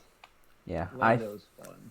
I think... I like Lando and Cinderace. I think the main problem with my team and why I personally ranked my team a lot lower is because I mainly built this around a Pokemon that I have very little experience using, and then the things I use to build around it are not good together. Like we said, Slowking and Corsola struggle. Uh, some Pokemon are going to struggle trying to find ways into Sharpedo, and losing some of my better typings, which are Water and Dark, and on a Pokemon that I don't think I'm going to use effectively, is definitely sort of not the way I want this team to play out. So I don't think that this is probably one of the weaker teams I put together. There's a lot of common weaknesses. I'm very knockoff weak. I have a lot of problems dealing with very common types like ground. I have problems with dark. I have problems with some ice types. I've seen it all. Even in my week 1 match, I saw he brought 2 dark types, and I just kind of couldn't do anything about it. Speaking of, watch that video. It's coming out later. Hard-hitting ghosts are a problem as well. Hard-hitting Skuntanks. Hard-hitting Ice Skuntanks, ice types. He said ice types. So there's just a lot to this team that I'm only noticing after I have put everything together and I've made the draft. I think definitely now that I know all these problems are here and I know sort of what I want going forward, I'm definitely going to be making the changes to the team. Honestly, I'm thinking I might just completely drop Mega Sharpedo and just build around a completely new Mega. Big shockers, I What's your know. reaction to that? Lily always loves reactions. This is where I get all my thumbnails from. Is this Like, man right here? We can't make Mega Sharpedo like a tier 4 Mega or anything. No. But 'Cause- like, We can't Hey. make Feels Mega like it. Sharpedo actually good. It's one of those weird positions where you have to respect Mega Sharpedo, but it's a hard Pokemon to put respect on. Like, if Mega Sharpedo gets going, then it's almost impossible to stop, but there are ways to stop it, and they are relatively common. unfortunately, because it is a really cool concept. Mm-hmm. So, It also just feels like it never OHKOs anything. Like, That too. no, yeah. it never OHKOs anything. I mean, You like it's keep almost one like the Pokemon same. healthy. It's almost like the same with Banette, like 165 attack and it never OHKOs anything. Mm-hmm. It's mainly just because like weak base power stab moves, like Crunch only at base 80. Like Cinderace is less attack, but you feel better about it because you can band it, and it's firing off 120 moves Mm-hmm. versus 80. Just a big difference. So yeah, the team right now, there are good components to it. I personally don't like it. That's why I ranked it low. I will definitely be mending this team around. I will be making it into something I'm proud to wield, and hopefully something that can finally pull me back into those playoffs. But again, that's just talking about my personal stuff. We got more rankings that we have to do. So are we ready to move on? Yeah. Oh, that's a tough change. It is a tough change, I know, but someone's got to say it. We can't let this person just keep failing for the rest of their lives. All right. Yeah, little kid. So this would be Drav next, yes? Yeah. Be better. I get the board. All right. Drav, you get to take us into the top 5. Sweet. We get Fuzzy holding down the top 5. You'll love to see it. Except I think Fuzzy, didn't he say he wanted to be like bottom or something? He always says that. Well, He is a bottom. fuck it, Fuzzy. You're not first and you're not last. Loser. Yeah, apparently you're an 8, except for to IL. Except to IL, well, you're almost the Yeah. best. Listen, if IL Kid wasn't participating in this league, you would be the best, but he's here, so you're not. Yeah. Except IL also raised him from 8th to 3rd to 5th. Oh, Wait, no. shit. I just 8 got would've fucking been 6. torched. Good going. Sorry, IL. sorry, Drav. We're completely ignoring you. Please go on. Oh, it's fine. I think in that time I said everything I wanted to say. I think I'm done. Yeah. I made great points. I just got talked over. Yeah. No, I think Fuzzy, you've really done a great job putting this team together. There's a lot of parts I like to it.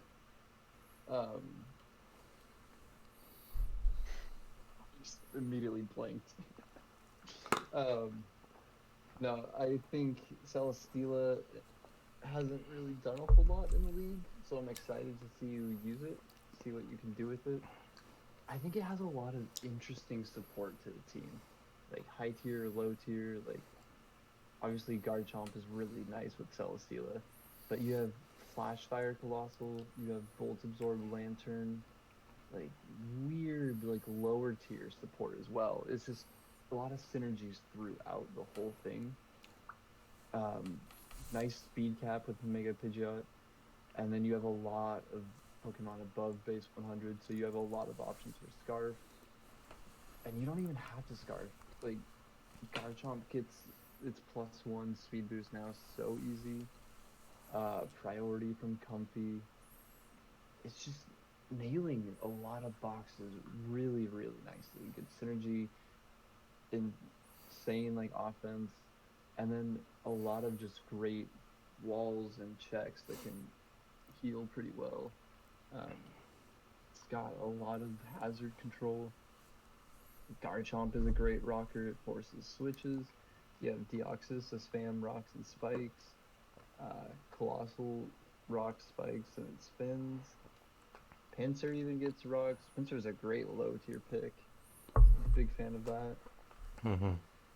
It's just, I just, there's nothing bad to say about this team. Like, the only reason it's not higher is just that other teams were better. I kind of regret giving you 8. Are we actively changing it? Well, I mean, it can't actively change it. I mean, we can do it in spirit. We can do it in spirit. Yeah. What do you want to put him at? We'll put him up in spirit. Yeah, I'll just flip. 8. I'll flip him and Brandon. I don't know what Brandon was. The number you just had and get another 8. Just put a 1 in front. Oh, spoilers. What I gave him. Just put a 1 in front of it. 18 points. 18 points. Yeah. There you go. Yeah. There you go, Fuzzy. I don't know. I don't really know what to say about the team. It's just so good. Just a lot of synergies. I think that's the big thing. It's just mono. I like the synergies in it. Sorry? Could you change mine to 69 points? Of course you would ask that. We'll do that when we get there. Okay. I meant Fuzzy, my score for Fuzzy. Oh, for Fuzzy? Alright. Just put a little minus next to my 13. There it is. You don't see it. Alright. We have really good rankings for Fuzzy. Alright. Because I see it now the way Trav said. Okay. Man. Joking aside... We can't stop bullying this kid, unfortunately. We're not even bullying him. I can't help but notice this team has 3 top tier. Its 3 fastest mons are all ice weak, and your only ice resist is Lantern and Colossal. So that's a pretty big problem. Yeah. Ice is a problem for this team, which sucks. I'm only realizing now, but hey, what are you gonna do? But yeah.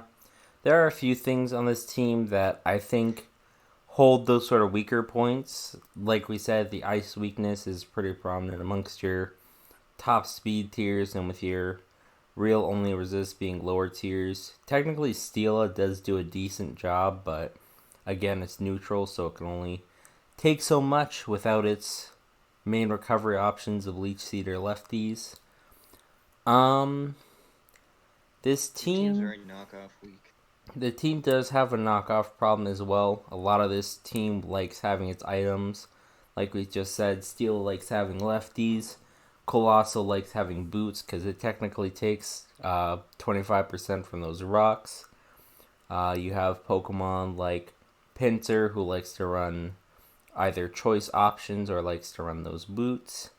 You have Pokemon like Garchomp who like to run orbs. Just a lot of these Pokemon just like to run these items, and so having your knockoff weakness is a bit troublesome. You do have Surfetched, who is alright to come in, but again, Surfetched likes having items on it, so can only Likes do that having so its many leak. times. Likes having its leak, yes. Excuse me.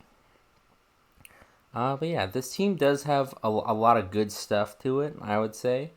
You've definitely crafted a nice team. There are just a few areas where I think the team just sort of struggles a bit. I think in terms of your sort of walling abilities, obviously you have Steela, who's a good wall, but does take a lot of chip. Same with Surfetched. The main walls here, I'd say, are really Steela, maybe. You have Lantern, who can do some good walling, and then if you want to run defensive comfy and you want to run recovery on Deoxys, they can also do decent jobs, but against the wrong Pokemon, all those can kind of fall very quickly. So yeah, there is a lot of good here, like Drav brought up, but there's also some weaknesses, which probably why he put him at an 8, but just kind of bring those up once again. This draft has really good pivoting too. It does have good Yeah. pivoting, yeah. And for me, on the conversation of the bulk, since I had the team the highest, Deoxys defends Celesteal. Like, what? Like, I can't see the team. Kind of sucks, but Yo, sorry. that is so good to me. That doesn't sound killable, by any means. And then Comfy is plenty defensive. And then, I mean, Skunk Tank is lower tier. I think Lantern gets a lot of good usage on this team, even with Raikou. He's already run like Tank Chomp and proven that that's effective. Colossal is definitely more defensive than not, and it's like such a good low tier piece with a mon like Celesteela. We actually had this league's best coach, you guys know him as the Joker, called Skarmory Colossal duo as the biggest mindfuck in Pokemon. This is a quote directly from our Lord and Savior. Basically, the idea of it is you want a flamethrower, the Celesteela, but then you give the Colossal a +6 boost and you get swept with base 80 offense. Sounds reasonable, right? I mean, Joker wouldn't say anything that would mislead us. But I just think it's so good. I think it's one of the better teams. I think Megapidge, Raikou, Zarude is such a good core offensively and does so well together. I think the fact that Chomp is such a mixed hitter on this team is so nice. I think the defensive core is unkillable. And I think that it's just a draft that opens itself up for success each week. Like, you're not really worried about not having a particular role. You have, like, a sweeper and guard Chomp because of Scale Shot now. You have Pidge to clean games. You have Celesteela to set up. You know, you have a ton of setup on this team. Deoxys can set up, too. It's good. I'm proud of you, Fuzz. You are my second best team. I can't believe you outed his Celesteal Colossal strategy like that. I know, crazy, right? I mean, another thing that I want to mention, you're way too ice weak, my dude. yeah. Lantern's not cutting it as the only ice resist. He's got Colossal. Lantern's not cutting it as the only ice resist. I don't remember stuttering. No, but yeah, Colossal and Lantern is not the best core to support your double ice weakness and Pidgeot. Well, triple it if you count Zarude. Pidgeot, Zarude, Garchomp. Those are 3 mods you want to bring a lot weak to ice. Maybe draft more support for them. Switch out some of your lower tier stuff, possibly, but if you didn't do anything, I wouldn't care. This team's great. Because another point to that, too. Another point to that, too. It's like mid-tier. Like, I was talking about main focals of the team in that sense. And if you want to count Zarude as like a main focal point of his offensive core, which you definitely can, I would say it's more Pidge, Raikou, Garchomp, but you know, the next man up, right, is Zarude. But yeah, like you might want to mitigate that ice weakness a little bit more. That's the only improvement I would have. And that freeze dry weakness too. Oh, I was gonna say, like, when you have mods like Celesteal and Deoxys though that may not outright resist ice, but they just take a lot of hits so well, it sort of makes it better. But it's still gonna lose points for me. If I thought it would be a difference maker to drop you down to 3 where I had Trexo, I would have. But I still think your team's just that much cut up above everyone else's. I think there's actually a pretty big gap. So, I know I'm usually mean to you, Fuzzy. No, me and Fuzzy are pals. You should ask him. Are you though? Yes, we did a whole building session together, and he literally told me, I thought you were a dick when I first met you. Oh, Yeah, I thought the opposite. I thought you were pretty cool when I first met you. Now I think you're kidding. No, Fuzzy's great. He was so blatant about it, man. He's so cool. Fuzzy's a great guy. Fuzzy's a great guy. All right. Fucking cheesehead. he is a cheesehead. All right. Awesome. So with Fuzzy out of the way, Kid, you get to take us in to number 4. Mr. Critical of himself, because as you can see, we have him rated. What is that? Right at the top 5 or so. Is number Just 4. outside, number 4, and then you have him number 2, and then he's fucking down at 7, right? Mm-hmm. Like, so hard on himself. Probably would have been higher than the next guy we're gonna talk about if he just ranked his team more honestly. Like he's okay. I'll talk about what I see first. I'll let him explain what he sees. But this kind of team, I think this is a really great way to build around Deoxys speed. I never really considered drafting a mon like Mega Aerodactyl. You could all like the same theme would have been like Zera Aura, just another really fast mon with Deoxys. I never considered that pairing, and I really like it. Like these two are gonna be a problem, I feel like, because Deoxys speed does support roles and offensive roles. The beauty of it is you don't have to invest in its speed. Now, speed a lot of teams, and you can run multiple investments in both offenses, great natures in one of the two, and then just put in work with like setup moves or just dropping specs psycho boosts, right? And that really supports a mon like Aerodactyl, which is used to spamming Edgequake. Like the boost isn't in the game right Oh, now. it's not? Okay. I No. didn't know it got cut. My bad. I'm very Still, sad about it. Well, still, like, you know, big hitting psychics, right? Like spec psychics, we can say. But yeah, spec sets become less viable without psychic boost for sure. Because you should just run setup if you're going to go for a move like psychic. But it still adds more versatility than it doesn't. And spike spam's really good for Aerodactyl.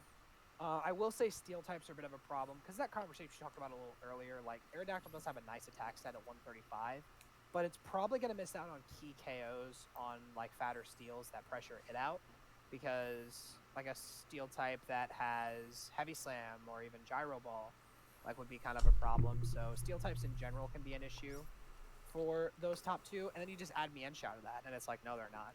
It's really good, and I questioned the Inteleon Tentacruel combo at first, but when Dravos explained to me that he just kind of wanted a better ice resist, it made a lot more sense because Aerodactyl, Hydreigon, Togekiss definitely need more of an ice resist than Centiskorch, right?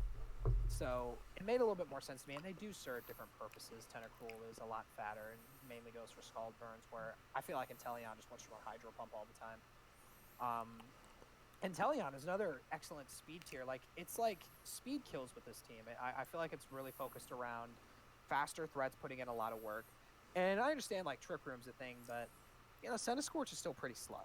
And he still has great switch-ins to a lot of common threats. Like, Togekiss is secretly, in my mind, one of the better defensive mons in the game.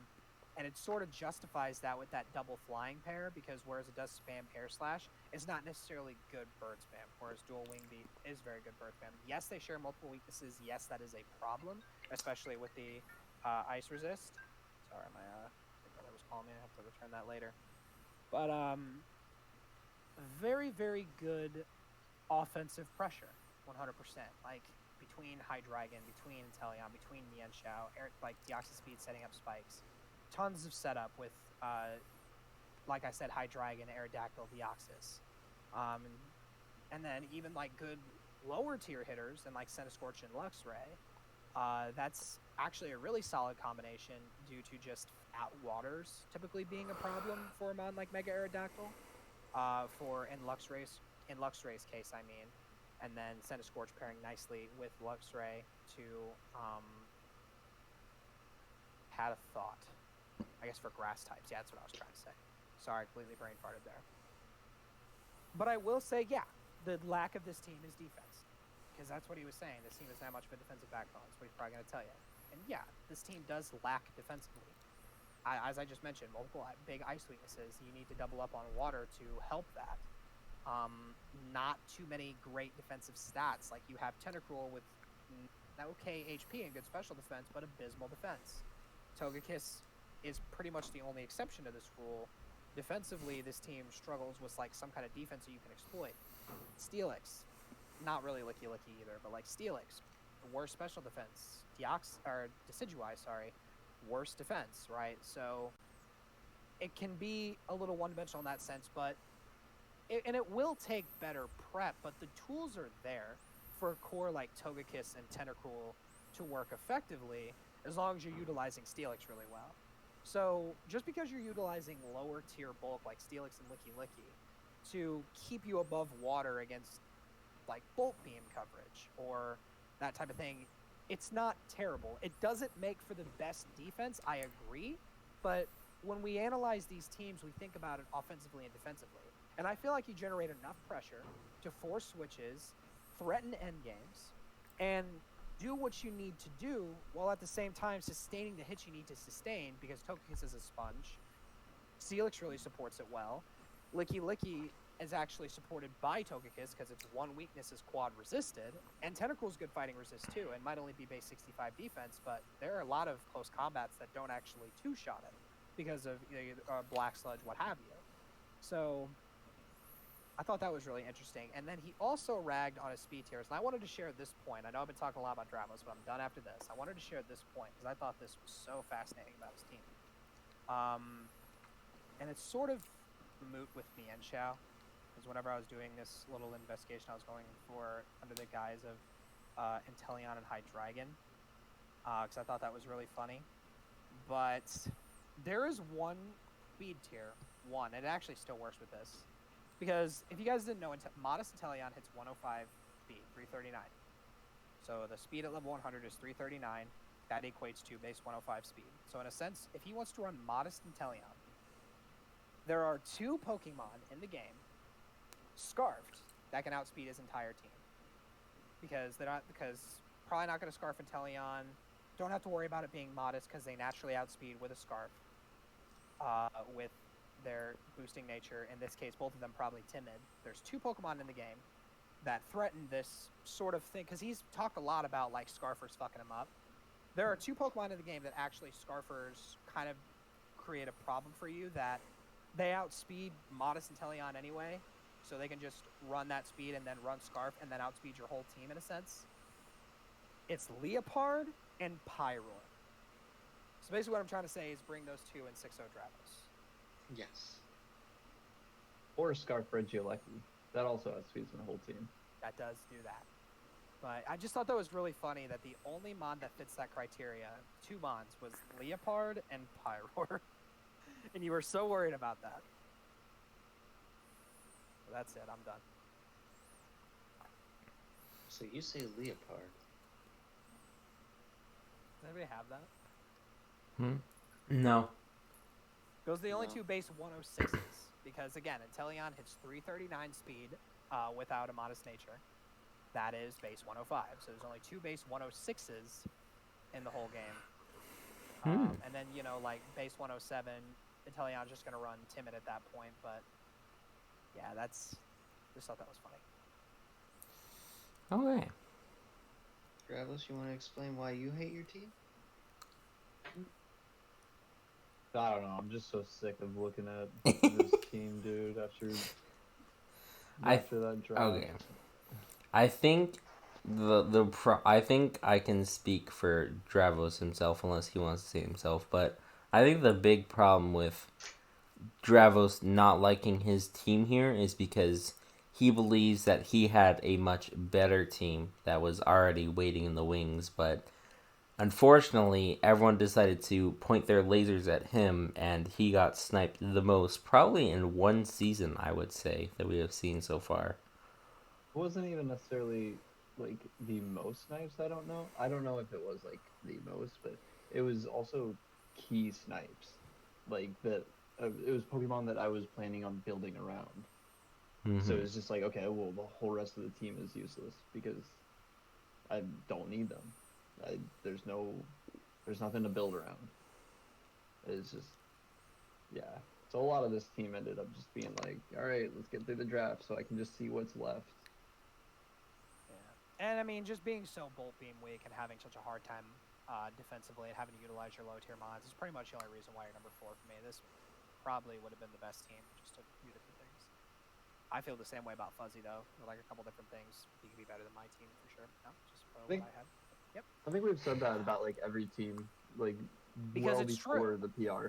Just every team is so close to being like a top team. We just It's mentioned like it a a little lot bit because here and there. it's a long video. I forgot I said that. Yeah. Travis, I don't know what you're talking about. You got your most important member, Licky Licky, right there. There he is. Insert Thanos meme. What did it cost? Also, did we forget to mention PR bias? Our lowest PR member is 6, and now we're guaranteed top 3 for 2 more. So PR Damn, bias. that's crazy. I don't understand. PR bias. Also, if you don't think that Inteleon is going to be nicknamed Aerothorn every single time I bring it, you are out of your mind. That is Aerothorn. And it's going to be shiny, too, whenever I bring it. So it's gonna be pink? There you go. That's Is it pink? Aerothon. I don't even know what it looks It's like. pink. Do you even have any There's no traits left, videos. Dravos? Is there a point in me filling this out? I have 6 trades left somehow. Oh, you still have a lot of trades? Oh, that's because you did a lot of trading with Mono, me. if you could just put the note, don't get sniped. Got you. I feel like that's an important change. Yeah. Don't get sniped. Okay, there you go. I never thought of that. I was telling people all my picks. I was like, yeah, I hope I don't get snipes. All right. So with that, we are moving into the top 3, and we're going to be starting this off with probably the biggest upset, or I don't want to say it's the most shocking surprise of seeing who managed to make it up to the top 3. Because originally, when we first looked at it, none of us had originally thought that this team was super high up. Some of us still don't, but others others of us have realized that this team is actually quite threatening, and that is the rollout Wigglytuffs. So this team, upon first glance, seems very mismatched, I would say. There's a lot on this team that at first glance doesn't look like it really works together well. You know, you look at things like having a lot of your top speed tiers struggling against things like electric moves. You think that might be a bit of a struggle. You have a lot of common typings here. You have the dual typings with Arrow and Salamence. You have dual typings with Drapion, Nidoking. You have dual typings with Drapion again and Greninja. You look at all these things here and you think, this team doesn't seem so good. But then you take a deeper dive and you look at just how much offense that Baz has tossed into this team and how much power each of these Pokemon pack, and there is a lot to be scared of here. You have Pokemon like Nidoking, who's always going to be a threat. It's nearly impossible to find a Nidoking switch-in just because Sure Force Life Orb with an insane amount of coverage just allows for so many options and for so much difficulty that it's almost impossible to stop. You have Greninja, who can run Protein and just kind of mess up everyone on the field, constantly changing its type and just being a nuisance. You have Salamence, who can run that nice Intimidate, get some of those attack drops, or you can run things like Scarf Moxie and just constantly get attack boosts as you're cleaning up for that late game sweep. You have great defensive Pokemon with things like Slowbro, Registeel, Florges, Rotom Heat. This team just has a lot on it that just works together very well. And having all of this power packed into this team here just gives you a lot of offense and makes it very hard for opponents to find switch-ins. There are some things that I think are a bit more of a struggle on this team. Main ones are kind of your removal. You do have 4 nice defoggers, but 2 of those are Arrow and Mence, who probably won't be running defog very much, if at all. So that means it's either going to fall to Heat or Florges most times, and while both of them can run it pretty effectively, they also want to have that 4th move slot for other things. Maybe Pain Split, maybe Wish. maybe Thunder Wave, whatever they might want to run. Also, for having a team with so much offense, the pivoting options are very weak on this team. Your main pivots being U-turn Gren, Volt Switch on the Rotom. You do have Teleport on Mega Gallade and Slowbro, but that's it.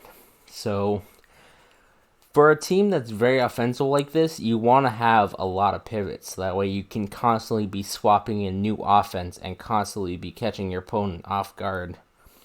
So having that is kind of a struggle, but still the offense here still needs to be respected, even if it's something that has to be brought in manually. Otherwise, there's not much else to say that's too bad about this team. That's why it's so high up here, is because it's honestly a really good team. I personally don't think the pivoting is that big of an issue because Slowbro with Regenerator is one of the best pivots, and just being able to bring in Mega Gallade, Salamence, Nidoking, Rotom Heat, Greninja, I think the lack of pivots overall just doesn't really matter because like Slowbro is almost all you need half the time, and then Rotom Heat as well. It runs Volt Switch so easily. I think it's just he doesn't really have an issue with pivoting because he has the pivots he has just do it so well. Like they're bringing in scary offense every single time, and especially with the teleport Slowbro, like it's gonna be a headache to deal with Greninja, where every single time it comes in, it's a gamble. Is it? You still have to figure out: is it mixed Greninja? Is it Life Orb? Is it Choice Specs? What is it clicking? Like, then you have Gallade. Is this the time it sets up? Do I have to attack now before he gets the SD? Is he just going for a close combat, a knockoff? I'm just amazed by how well Bass has put together a team this season, in my opinion. Not only does it have strong offense, it has strong offense with a lot of move diversity. Mm-hmm. What type doesn't Gallade get? What type isn't Greninja covering? Aerodactyl has so many moves. Salamence could be physical or special on a week-to-week basis, with powerful moves like Hurricane, Draco Meteor for those special, Outrage and Dual Wing Beat for physical. Drapion even gets a lot of move diversity. Nidoking, the king, is the literal king of diversity.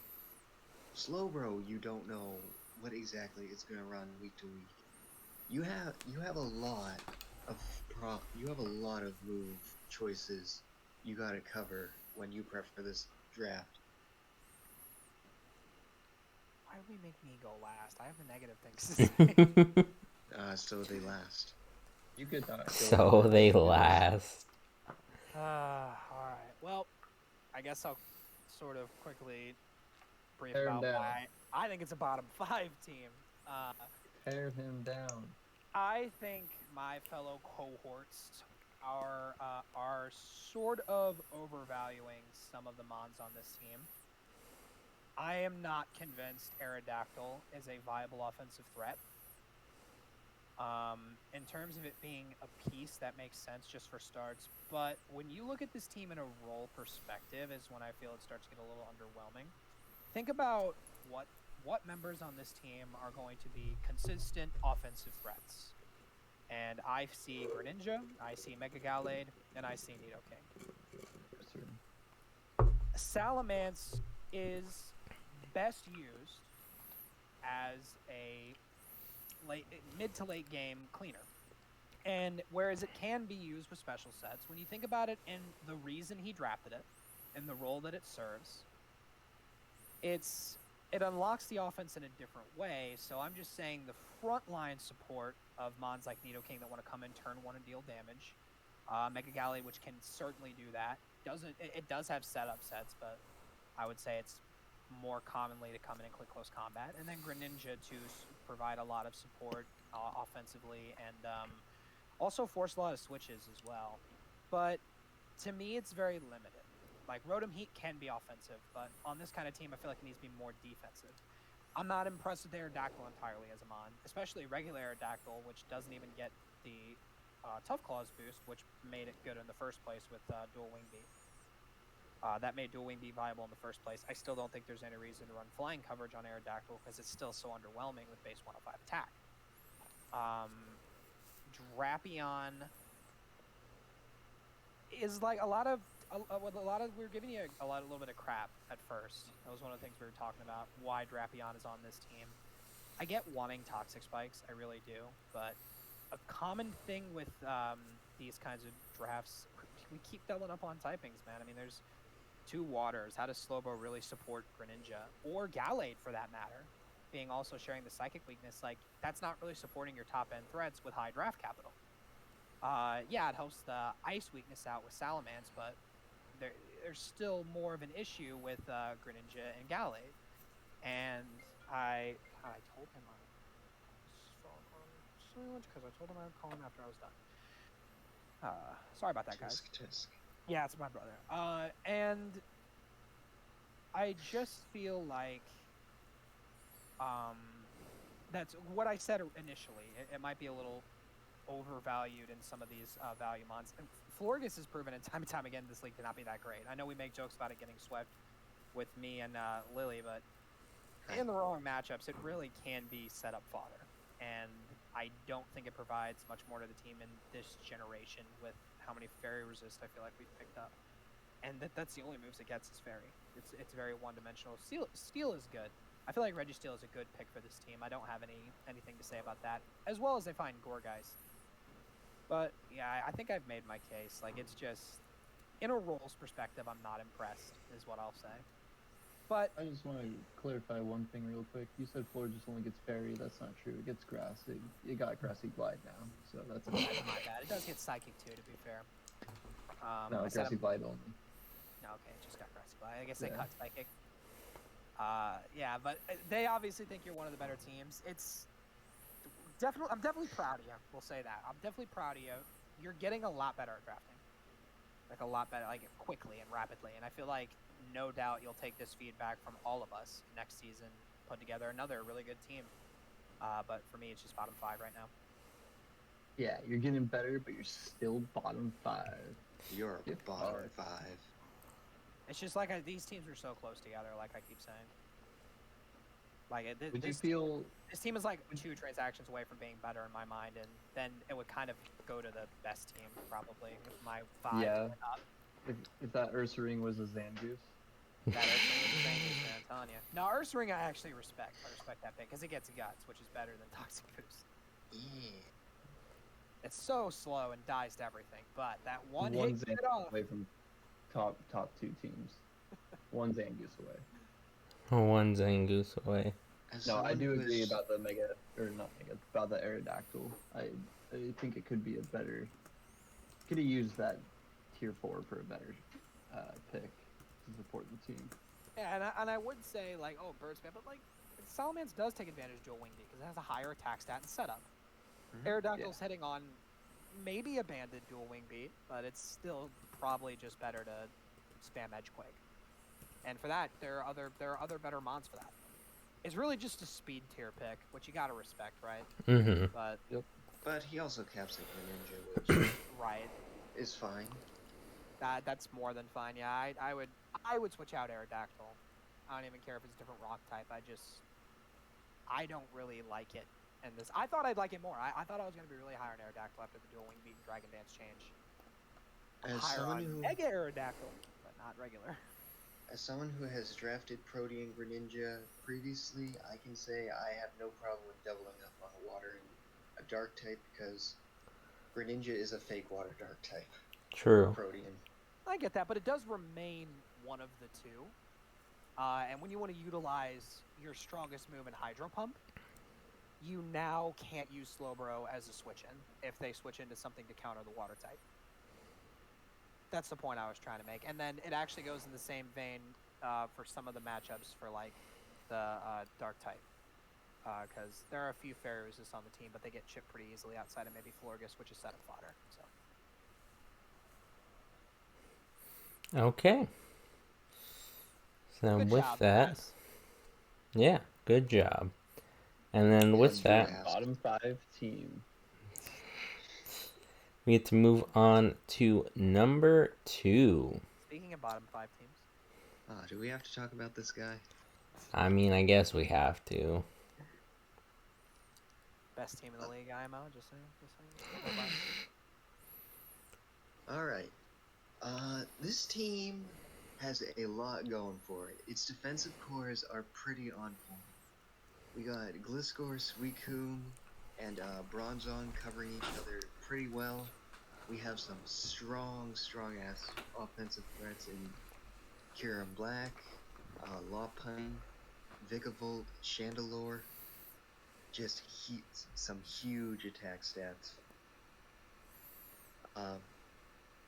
We have pretty decent speed. I would say that's one of the things where it falls short in the higher speeds, but I don't think 135 to 113 is a massive problem because you do have that one fast mod. And then what you're really not stopping with a base 113 is 130s, and there's only so many 130s.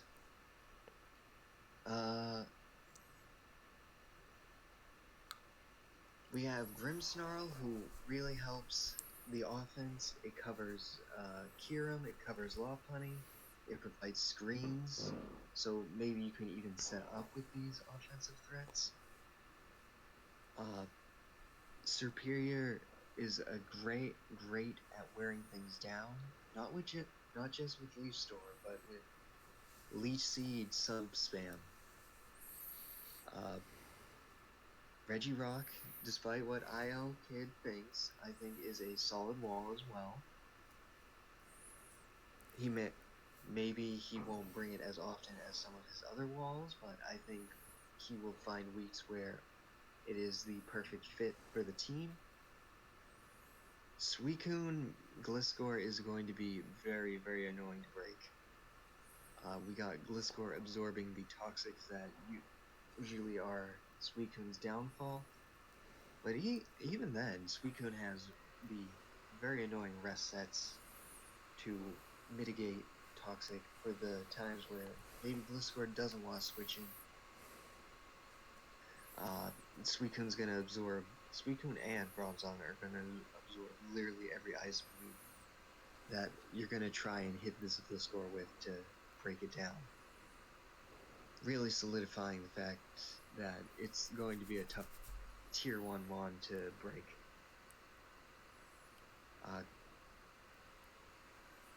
Yeah, anyone else got anything to say? No, you're covering all the bases. I just want to say on the speed tier thing, base 130s really still can't run Modest Adamant against me because Lopunny still threatens that. Lopunny still threatens that. The idea that is I can run Adamant Lopunny. If they do that, the only speed tier that can run Modest Adamant against me with no repercussions is base 136 and above, which, as we know, is like 5 or 6 months, and most of which are like Electrode and Jask, which, hey, Lily's got me good. But... So what you're saying is Dravo should bring Modest Deoxys first year. I don't see why he wouldn't. I do not see why at base 180 certainly got me beat. I'm bringing Jolly Scarf Deoxys against you with 252 speed EVs. Gotcha. Alright, sounds good. Yeah, don't make me talk about my team yet, guys. Come on. This team is just kind of complete ass, I don't really know what it's trying to do. It doesn't even have proper bird spam. Weak tier 1s, like Gliscor is not even really a tier 1. I don't know why he would draft that there. Yeah, I don't know why I would draft that there either, to be honest. Took it kind of early, too. Just think, that could have been a Lando. I really did. That could have been a Lando right there.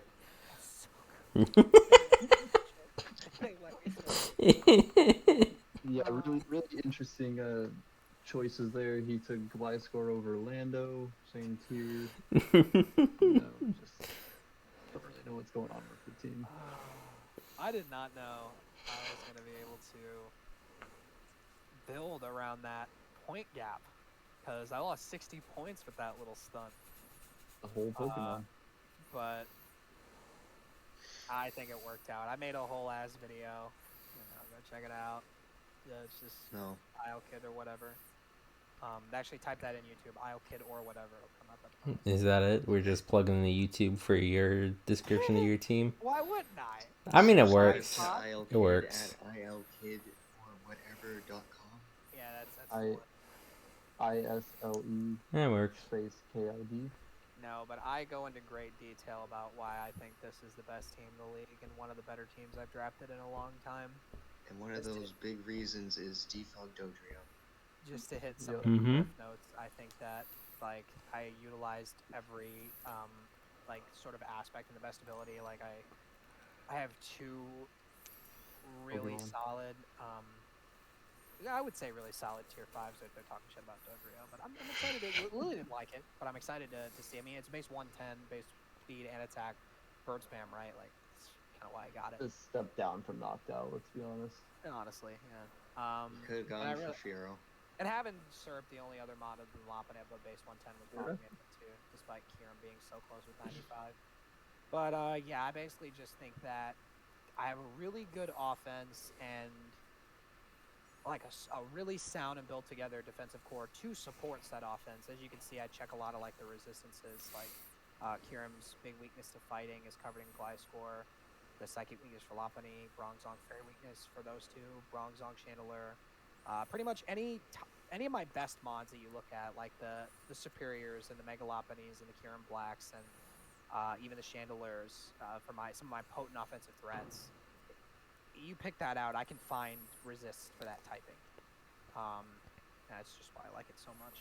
And I think the one I made a special note that I might struggle a little bit with like poison types, I guess, but not really. But I do have just really Bronzong and Gliscor. It's only like 2, but it's not a common type to have like good types against, And that's typically how I like to build my teams. If I have a weakness, let it be to something like bug or poison, right? Like not a common typing to have great mons in. Is what I'm trying to say. So, yep. But for more thoughts, check me out on YouTube. Awesome. Travos, I can't Sounds help good. but notice you didn't give IL shit for having walls with core healing. Did I not? Yikes. Alright. I got you. I see how it is. You only He's see got how- Dodrio with reliable recovery. He's got Kieran Black with reliable recovery. Dodrio doesn't He's get got- boost. You saying my doc's wrong? Vikavolt does. Are you saying the Yeah, doc's How to wrong? get to Vikavolt. The doc can never be wrong. Superior does, too. Does it not get Roost? It gets Roost. I don't know what you're talking about. But it doesn't fly.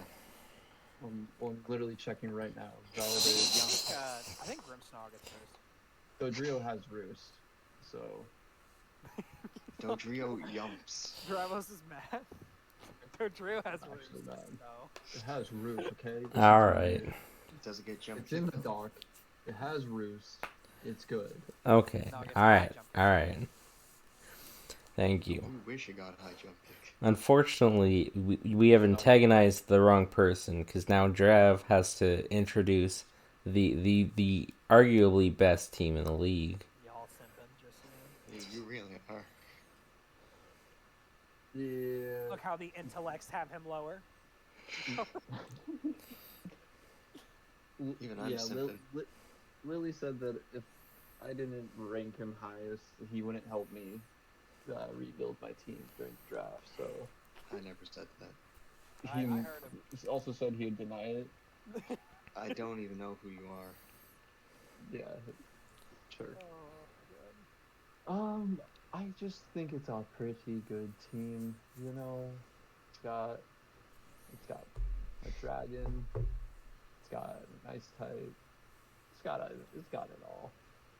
No, it has really strong offense in Dragapult, Mega Absol. Like Mega Absol just hits so damn hard, and it does have the ability to run a special set, which is really scary because you never think like a special set from Absol is going to come, but it gets strong coverage, and it only takes one Combine to make it a problem, because 115 special attack is not anything laughable. Like, it's still pretty damn effective. And then Dragapult, which can run Specs, it can run Bandit, it can run D-Dance, it can run Life Orb Mix Set.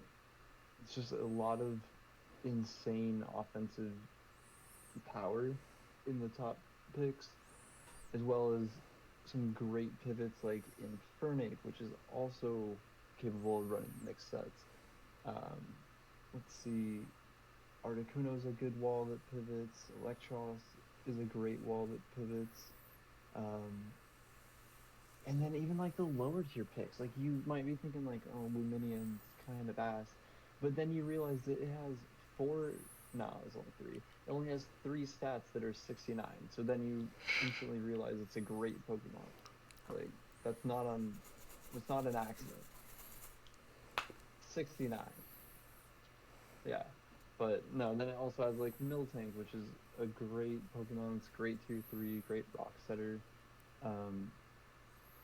Not a huge amount of like hazard control until you realize that he has double magic bounce, and he will use the magic bounce. I haven't even began talking about Melmetal yet, actually. Yeah, you have Melmetal down there with Trick Room support. So he's just gonna be up to Season 1 shenanigans, but even worse, because I don't think he had Trick Room Season 1. I had no idea what I was doing Season 1. Yeah, and now you do know what you're doing. And, Debatable. and now you might potentially know what you're doing. And you have hazard stacking with Roserade to wear things down so that Melmetal will just knock out everything. It's just, there's a lot going right on the team. Strong resist, I mean, like, Miltank is a huge problem. It's probably your best wall that you drafted, in my opinion. But that's not to knock any of the other walls. I feel like just the issues with it are just getting, like, super nitpicky. Like, I can't remember what the issue was, but, like, something around, like, Articuno, like, your Rock Week or something like that. I was gonna say I can get pretty nitpicky. We can end on positives if I can go next. Sure, go Imagine- for it. Imagine Go ahead. only having tier 5 defoggers. Yeah, And but one of them Luminium's being a Luminium. 69 fish. 69 Yo, fish. and then also, you know what else is great? When your only 2 viable rockers are weak to the same type. Love that. And it contributes to one of the biggest fighting weaknesses on a team I've ever seen. Dragapult's an immunity, but we know based on week 1 it gets murdered by any coverage move. And Hatterene is not great as a mon, as a whole, not great. Lily likes it, uses it pretty well, doesn't make it great. Like, it's like It's not a tier 2. that stuff piling up, and then it does have, like, it's still top 4, right? Like, it does have almost the best offensive core.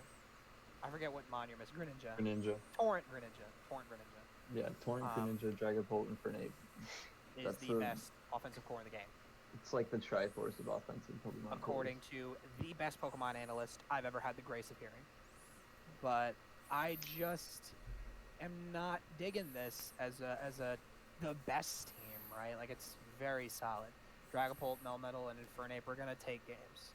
Absol is a skill mega, but I feel like it's put in a pretty okay sense. Not well supported on that fighting weakness in sports, but it's still, in terms of an offensive perspective, Dragapult, Infernape, Electros, Articuno, these mons pivot and get it advantage in those situations, and then Melmetal helps it burst through fatter mons, so it has better cleanup games. And I like that aspect of the team. As I've stated, not in love with the defensive core, but there is still some merit to it. Roserade and Miltank is pretty solid.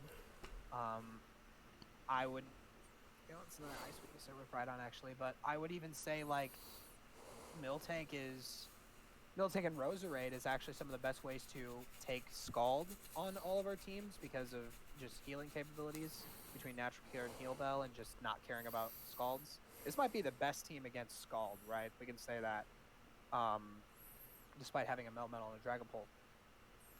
But I like it, obviously, like it's top 5, but it's just not the best team in the league. Like it's got a lot of holes with utility, and it has a lot of holes with its defensive utility.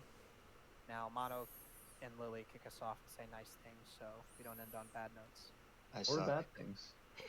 There you go. Well, do you want to talk about the team that you made? I suppose. So the idea when I was first making this is I wanted to draft Melmetal again.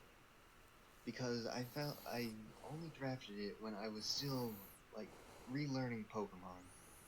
So despite everyone being like, "Oh, this is the most broken thing ever," I never really felt like I used it well enough to warrant that kind of talk. So this was kind of my, okay, how good really is Melmetal in my hands? And then I thought Dragapult would be a good, like, counterbalance to the low speed tier of Melmetal. Originally, I wanted to do this around Mega Glalie, but one snipe kind of took out my defensive backbone, and I had to refigure things out, which led to the Absol hitting this team. I would say I never really recovered from the loss of Mandibuzz, but we're still figuring things out. We're still trying to get a feel for the team before we go making any changes. I wanted Spike Stack, which is how Rose Raid ended up here. Hatterene is a great low tier pivot, or a low speed pivot rather. Probably not going to use Trick Room too much with this squad. I see Hatterene better as a baton pass into the offense. Miltank is just such a solid fire resist and ghost immunity for me to help support Dragapult and Melmetal. But yes, I absolutely get destroyed by literally any good fighting type or ground type. Well, not if they don't have good coverage moves, which those exist. Name one. Fan Slash. Virizion. We're done. Sock. Oh, He's Sock is wearing... not soft. Shoe. Sock gets the elemental punches. What do you mean? Does he? No. He No. gets I haven't poison used Sock jab. in so long, bro. Hmm. You're right, it does get all this stuff. Is it tier 5 here too? What is wrong with us? Yeah. I gotta make a draft plan where I literally draft Sock just because it's tier. Yeah. But yeah, it's pretty good, man. But It's just also kind of ass. yeah, Yeah. basically Bass. Yeah. Finally, someone says it. Okay. I So. see you escaping Mono. What do you mean? I'm not trying to Do you have escape. anything you want to say before we close out here, Mono? I mean, not really. All three of you kind of covered both strengths and weaknesses Your fully favorite for team. this team. Yes, I did put a number 1. You're correct. Maybe Mono doesn't think it's good. He just thinks every other team sucks more. That could very well be the case. Mono's a hater. Yeah. It's true. I'm a known hater. Monotone hate, man. All right. Do we write anything for the possible changes? Fix the fighting and ground weakness. Yep.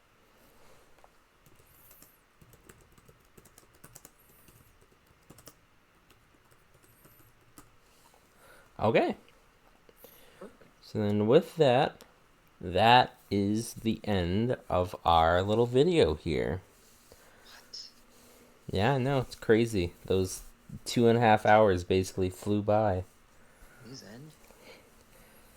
So, I'd like to thank you all for sticking around watching. If you watched the whole thing, I really appreciate it. If you just watched to figure out where you were ranked and what we said about you, that's also fine.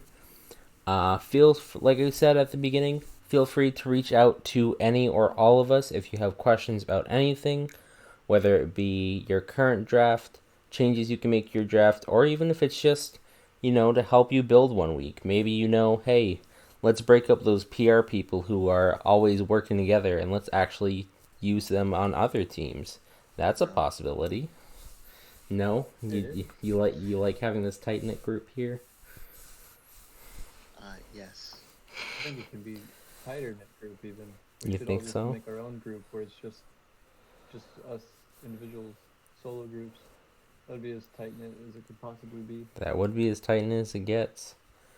Yeah, we are all very approachable. We all want to help you guys have fun and make the best teams you can. So if you want to make those changes or you want some help prepping at all, feel free to talk to all of us. And if you have any sort of disagreements or any, you want to do your own little mini list or to have a little conversation Discord chat, feel free to do so. Always more than happy to tell you that you're wrong. Yeah. What a great way to end this off. All right. Fuzzy, I'll see you after class. Same way every day. All right. So that is all from us. My thing. I'll do my usual sure sign to- out. Or do you want to do the sign out there, Drav? I just wanted to tell people to make sure to smash that like button 2021 style before it's over. Hell yeah. Hell yeah. Hell yeah, bro. Also, don't approach us. There's a virus. All right. There's a virus? There's the Yes. virus. On your computer right now. All right. I have a Mac, so I don't think so.